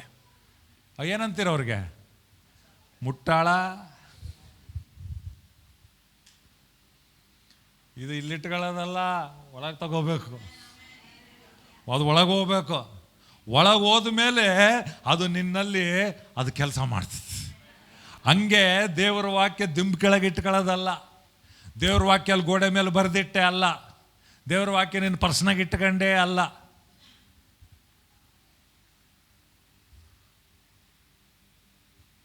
ಆಮೇನ್. ಇದು ಎಲ್ಲಿರಬೇಕು? ಒಳಗಿರಬೇಕು. ಅದ್ರ ಪ್ರಕಾರ ನಾವು ನಡೆದುಕೊಳ್ಳಬೇಕು. ಅಲ್ಲಿ ಹೇಳ್ತದೆ, ಬರೆದಿರುವುದನ್ನೆಲ್ಲ ಕೈಕೊಂಡು ನಡೆ. ಆಗ, ಎಲ್ಲರೂ ಹೇಳ್ರಿ ಆಗ, ಹೇಳ್ರಿ ಆಗ, ಆಗ. ಇಲ್ಲೆಲ್ಲ ಚರ್ಚ್ಗೆ ಹೋಗ್ರಿ, ಆಡಾಡ್ರಿ, ಆಯ್ತವರ ಬಂದ್ರಿ, ಕಾಣಿಕೆ ಹಾಕ್ರಿ, ಈತ ಅವೆಲ್ಲ ಇದ್ದಾವೆ. ಅದು ಕೂಡ ಬೈಬಲ್ನಲ್ಲಿ ಬರೆಯಲ್ಪಟ್ಟಿದೆ. ಬಟ್ ಇಲ್ಲಿ ಫಸ್ಟು ಈ ಧರ್ಮಶಾಸ್ತ್ರದಲ್ಲಿ ಏರುವುದು ಬರೆದಿರುವ ಪ್ರಕಾರ ಎಲ್ಲ ಕೈಕೊಂಡು ನಡಿ. ಆಗ ನಿನ್ನ ಮಾರ್ಗದಲ್ಲೆಲ್ಲ ಸಫಲನಾಗುವೆ, ಕೃತಾರ್ಥನಾಗುವೆ. ಅವಾಗ ನಿನ್ನ ಆಶೀರ್ವಾದ ಹಿಂದೆ ಓಡೋದು ಬೇಕಾಗಿಲ್ಲ. ಆಶೀರ್ವಾದ ನಿನ್ನ ಹಿಂದೆ ಬರ್ತದೆ. ಆಯಸ್ಕಾಂತ ಇದ್ದಂಗೆ. ಆಯಸ್ಕಾಂತ ಒಂದು ಇದು ಇಟ್ಕೊಂಡು ಅದೇ ಎಲ್ಲ ಎಳ್ಕೊಂಬಿಡ್ತದೆ. ನೀನು ದೇವರ ವಾಕ್ಯಕ್ಕೆ ಆಕರ್ಷಿತನಾದರೆ ದೇವರ ಆಶೀರ್ವಾದಗಳು ನಿನಗೆ ಆಕರ್ಷಿತವಾಗುವಂಥದ್ದಾಗಿದೆ. ಹಲ್ಲೆಲೂಯಾ. ಓಕೆ, ನ್ಯಾಯಮಾಯನ ಗ್ರಂಥಕ್ಕೆ ಬನ್ನಿರಿ, ಬೇಗ ಓದಿ ಮುಗಿಸ್ಬಿಡೋಣ. 8ನೇ ಅಧ್ಯಾಯ. ಓದಮ್ಮ. ಯಾಜಕನಾದ ಎಷ್ಟನೇ ವಚನ ಅದು? ಎರಡನೇದು ಓದಮ್ಮ. ಯಾಜಕನಾದ ಎಜ್ರನು ಗ್ರಹಿಸ ಶಕ್ತರಾದ ಸ್ತ್ರೀ ಪುರುಷರು ನೆರೆದಿದ್ದ ಸಮೂಹದವರ ಮುಂದೆ 7ನೆಯ ತಿಂಗಳಿನ ಪ್ರಥಮ ದಿನದಲ್ಲಿ, ಮುಂದೆ 3ನೇ ವಚನ, ಆ ಧರ್ಮಶಾಸ್ತ್ರವನ್ನು ತಂದು ಪ್ರಾತಃ ಕಾಲದಿಂದ ಮಧ್ಯಾಹ್ನದವರೆಗೂ ಓದಿದನು. ಹಲ್ಲೆಲೂಯಾ. ಯಾವಾಗಿಂದ ಯಾವಾಗ ಓದಿದ್ನಂತೆ? ಬೆಳಿಗ್ಗೆಯಿಂದ ಮಧ್ಯಾಹ್ನವರೆಗೂ ಓದಿದ್ನಂತೆ. ಇದು ಎಲ್ಲಿ? ಏರ್ ಕಂಡೀಷನ್ ಹಾಲ್ನಾಗಲ್ಲ, ಹೊರಗೆ ಬಯಲ್ನಾಗೆ ಎಲ್ಲರೂ ನಿಂತ್ಕೊಂಡಿದ್ರಂತೆ. ಬೆಳಿಗ್ಗೆಯಿಂದ. ಅವಾಗಿನ ಕಾಲದಲ್ಲಿ ಎಲ್ಲರ ಕೈಯಾಗ ಬೈಬಲ್ ಇದ್ದಿಲ್ಲ, ಪ್ರತಿಗಳೇ ಇದ್ದಿಲ್ಲ, ಕಾಪಿಗಳೇ ಇದ್ದಿಲ್ಲ, ಒಂದೇ ಒಂದು ಇರ್ತಿತ್ತು. ಅದಕ್ಕೆ ಎಲ್ಲರೂ ಬೈಬಲ್ ಓದಬೇಕಂದ್ರೆ ಹಿಂಗೆ ಬರಬೇಕು. ಒಬ್ಬರು ಹಿಂಗೆ ಹೆಸರು ಹಿಂಗೆ ಪುಲ್ಪಿಟ್ ಇತ್ತಂತೆ, ಹಿಂಗೆ ಇಟ್ಕೊಂಡು ಪೀಟಿಗೆ ಇಟ್ಕೊಂಡು ಓದ್ತಾ ಇದ್ದಂತೆ. ಎಲ್ಲರೂ ಕೇಳಿಸ್ಕೊಂತಿದ್ರಂತೆ, ಹೇಳಪ್ಪ ಹೇಳಪ್ಪ ಹೇಳಪ್ಪ ಅಂತ. ಇವಾಗ ಹೆಂಗಿದಾವೆ? ಎಲ್ಲರ ಮನೆಗೆ ಬೈಬಲು, ಒಂದಲ್ಲ ಎರಡೆರಡು ಮೂರು ಎಷ್ಟೊಂದು ಬೈಬಲ್. ಇವು ಫೋನ್ನಾಗೆ ಬೈಬಲು. ಬಟ್ ಫೋನ್ನಾಗ ಬೈಬಲ್ ಓದಲ್ಲ, ಬೇರೆವೆಲ್ಲ ಮಾಡ್ತಾರೆ.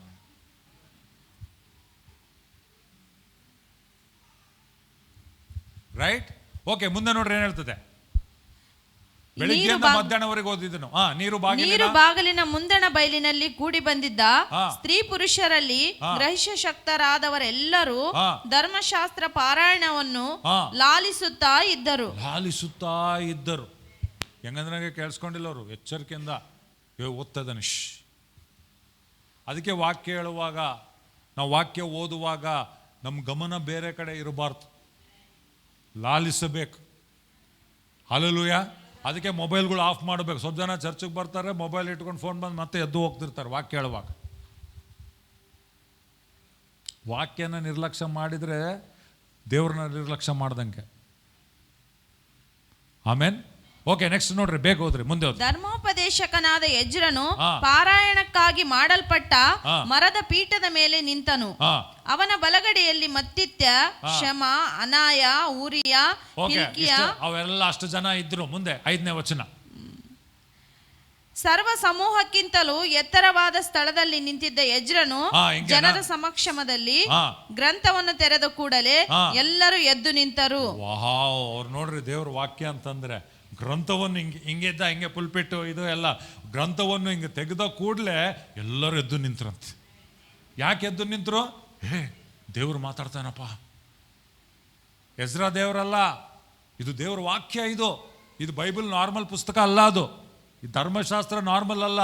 ದೇವರ ಬಾಯಿಂದ ಬರುವಂತ ಪ್ರತಿಯೊಂದು ವಾಕ್ಯಗಳು. ಸ್ವಲ್ಪ ಜನ ಯಾರನ್ನ ಪೊಲಿಟಿಷಿಯನ್ ಬಂದ್ರು, ಯಾರನ್ನ ಇವ್ರು ಬಂದ್ರು, ಮನುಷ್ಯರಿಂದ ಅವ್ರ ಜೊತೆಗೆ ಫೋಟೋ, ಅವ್ರ ಜೊತೆಗೆ ಸೆಲ್ಫಿ, ಅವ್ರ ಜೊತೆಗೆ ಇದು ತಪ್ಪಂತ ಹೇಳ್ತಾ ಇಲ್ಲ.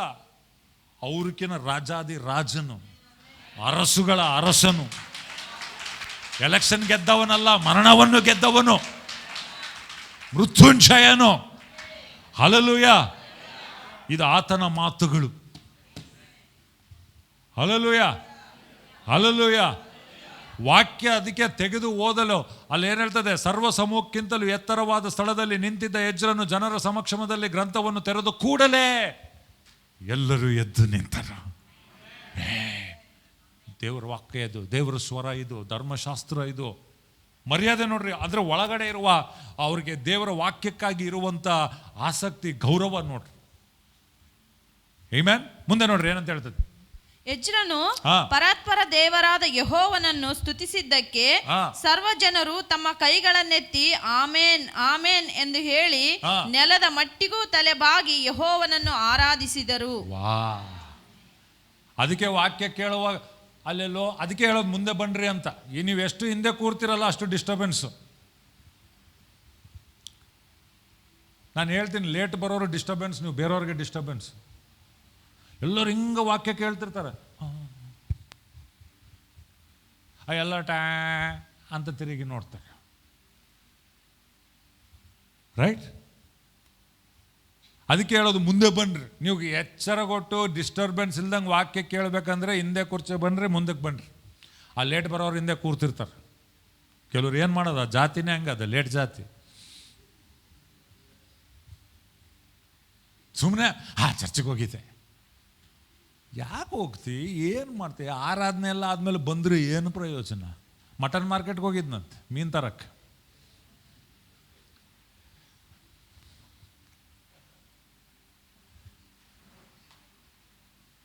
ಆಮೇಲೆ ನಾವು 8:00 ಮುಂಚೆ ಬರ್ತೀವಿ. ನಾವು 8 ಗಂಟೆಗೆ ಇರ್ತೀವಿ, 8:10 ಇಲ್ಲಿರ್ತೀವಿ. ಎಲ್ಲ ಇದು ಮಾಡ್ಕೊಂಡು ಕರೋನಾ ಸರ್ವಿಸ್ವರೆಗೂ ಅಷ್ಟು ಲೇಟ್ ಎಲ್ಲ.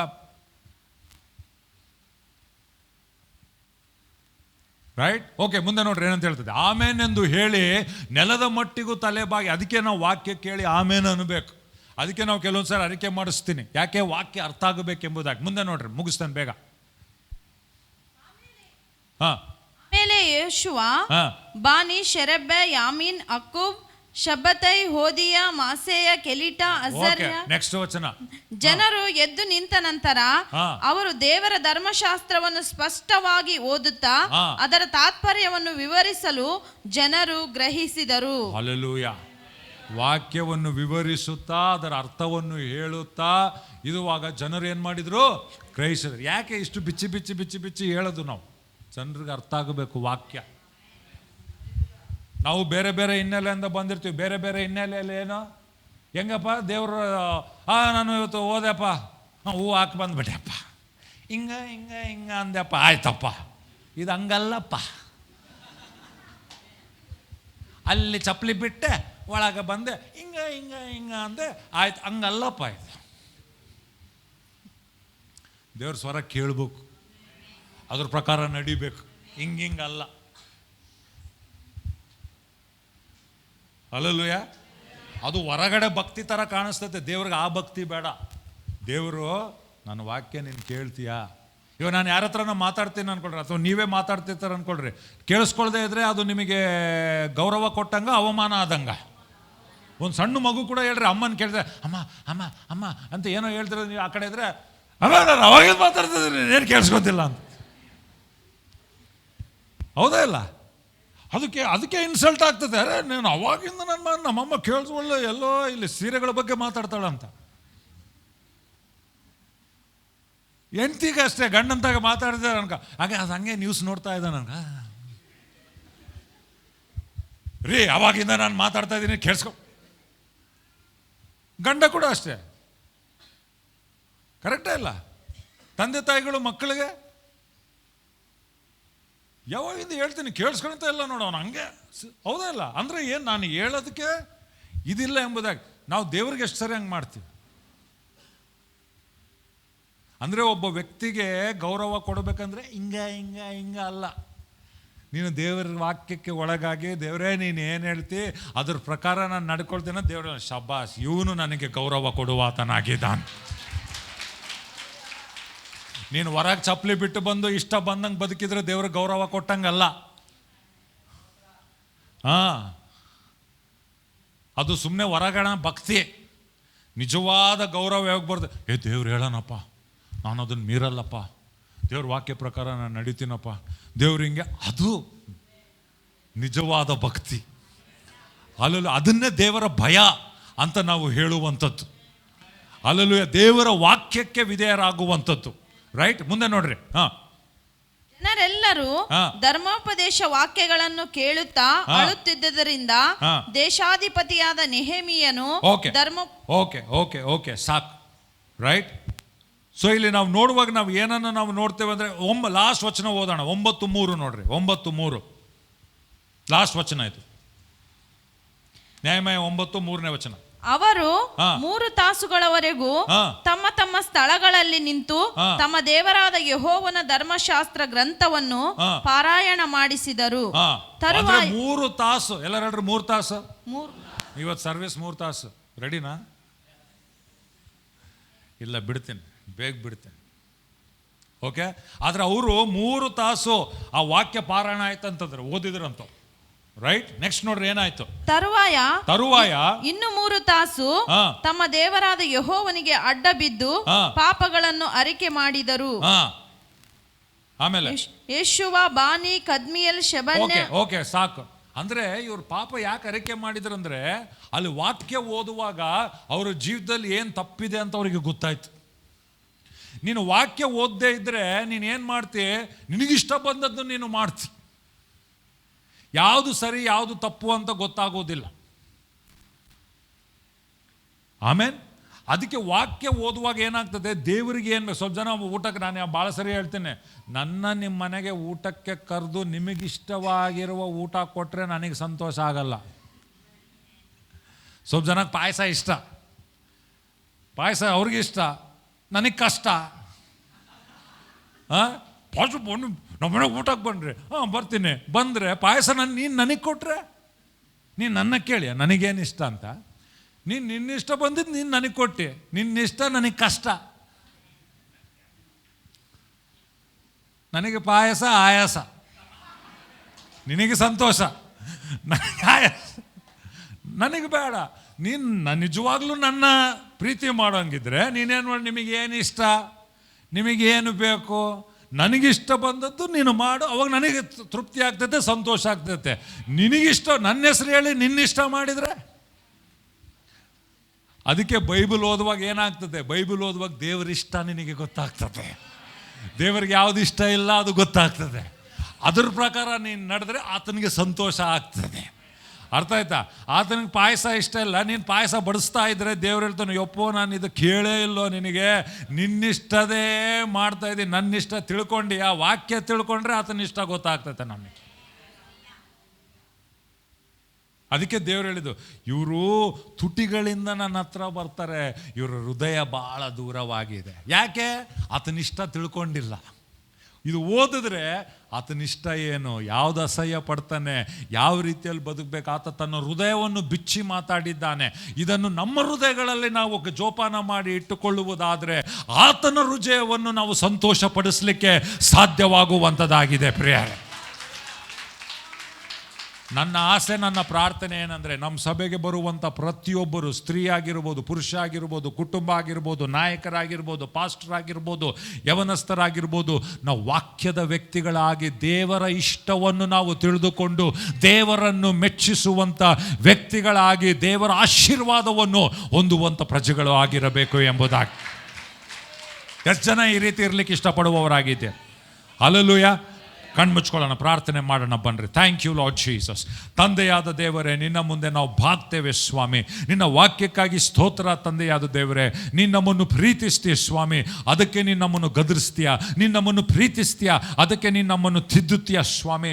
ನಿನ್ನ ಆತ್ಮನ ಸ್ವರಕ್ಕಾಗಿ, ವಾಕ್ಯನ ಸ್ವರಕ್ಕಾಗಿ ಸ್ತೋತ್ರವನ್ನು ಸಲ್ಲಿಸ್ತೇವೆ ಸ್ವಾಮಿ. ನಾವು ನಿನ್ನ ಮಕ್ಕಳಾಗಿ ತಂದೆಯಾದ ದೇವರೇ, ವಾಕ್ಯಕ್ಕೆ ಗೌರವ ಕೊಡುವಂಥ ಸ್ವಾಮಿ, ಬರೀ ಮಾತಿನಲ್ಲ, ಬರೀ ಹೊರಗಡೆ ಮಾತ್ರವಲ್ಲ, ಆದರೆ ಪೂರ್ಣ ಹೃದಯದಿಂದ ನಿನ್ನ ವಾಕ್ಯವನ್ನು ಕೇಳಿ, ನಿನ್ನ ವಾಕ್ಯವನ್ನು ಅರ್ಥ ಮಾಡಿಕೊಂಡು ಅದರ ಪ್ರಕಾರ ನಮ್ಮ ಜೀವಿತದಲ್ಲಿ ನಡೆಯುವಂಥ ವ್ಯಕ್ತಿಗಳಾಗಿ ನಮ್ಮೊಬ್ಬೊಬ್ಬರನ್ನು ಮಾರ್ಪಡಿಸು ತಂದೆಯಾದ ದೇವರೇ. ಸ್ವಾಮಿ, ನಮ್ಮ ಕುಟುಂಬಗಳಲ್ಲಿ ವಾಕ್ಯದ ಪ್ರಕಾರ ನಾವು ನಡೆಯುವಂತೆ, ನಮ್ಮ ಕೈ ಕೆಲಸ ಮಾಡುವಾಗ ನಾವು ವಾಕ್ಯದ ಪ್ರಕಾರ ಜೀವಿಸುವವರಾಗುವಂತೆ ನಮ್ಮನ್ನು ನಡೆಸು. ಬರೀ ಆಯ್ತವಾರ ಸಭೆಗೆ ಬಂದಾಗ ಮಾತ್ರವಲ್ಲ ಕರ್ತನೆ, ನಾವು ಇಲ್ಲಿಂದ ಹೊರಗಡೆ ಹೋದಾಗ ಎಲ್ಲ ವಿಷಯಗಳಲ್ಲಿ ಆ ಹಗಲಿರಲು ವಾಕ್ಯವನ್ನು ಧ್ಯಾನ ಮಾಡುತ್ತಾ ಅದರ ಅನುಸಾರವಾಗಿ ನಾವು ನಡೆಯುತ್ತಾ ನಿನ್ನ ಆಶೀರ್ವಾದಗಳನ್ನು ನಾವು ಅನುಭವಿಸುವವರಂತೆ ನಮ್ಮನ್ನು ನಡೆಸು, ಮಾರ್ಗದರ್ಶನ ಕೊಡು ತಂದೆಯಾದ ದೇವರೇ. ಸ್ವಾಮಿ, ಇವತ್ತು ಕರ್ತನೆ ಯಾವ್ಯಾವ ಸಂಗತಿ ಪ್ರಿಯರೇ, ಕರ್ತನ ಸನ್ನಿಧಾನದಲ್ಲಿರುವಾಗ ಇವತ್ತು ಯಾವ್ಯಾವ ಸಂಗತಿ ನೀವು ಕತ್ತರಿಸಿ ಬಿಸಾಡಬೇಕು, ದೇವರ ಆತ್ಮನು ಪುನಃ ನೆನಪು ಮಾಡ್ತಾ ಇದ್ದಾನೆ, ಅದನ್ನು ನೀವು ಕತ್ತರಿಸಿ ಬಿಡಿರಿ ಪ್ರಿಯರೇ. ಮನೆಗೆ ಹೋಗಿ ಏನು ತೆಗೆದು ಹಾಕಬೇಕು ತೆಗೆದು ಹಾಕ್ರಿ, ಏನು ಪಾಪವನ್ನು ಬಿಟ್ಟು ಬಿಡಬೇಕು ಅದನ್ನು ಬಿಟ್ಟು ಬಿಡ್ರಿ. ದೇವರ ಹತ್ತಿರಕ್ಕೆ ನಾವು ಇರುವಾಗ ದೇವರು ನಮ್ಮನ್ನು ಕಚ್ಚುವುದನ್ನು ನಾವು ನೋಡುವವರಾಗಿದ್ದೇವೆ. Thank you lord. ಪವಿತ್ರಾತ್ಮನೇ ನಡೆಸು, ಯೇಸುವಿನ ನಾಮದಲ್ಲಿ ನಾವು ಬೇಡ್ತಾ ಇದ್ದೇವೆ ತಂದೆಯಾದ ದೇವರೇ, ಆಮೆನ್.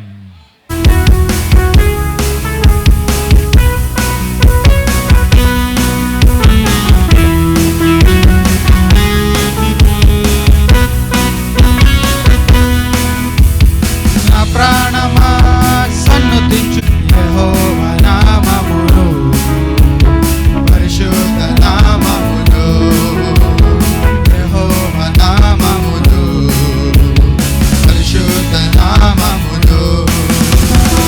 అంతరంగ సమస్తమా సన్నుతించుమా, అంతరంగ సమస్తమా సన్నుతించుమా, నా ప్రాణమా సన్నుతించుమా, యెహోవా నామమును, పరిశుద్ధ నామమును, యెహోవా నామమును,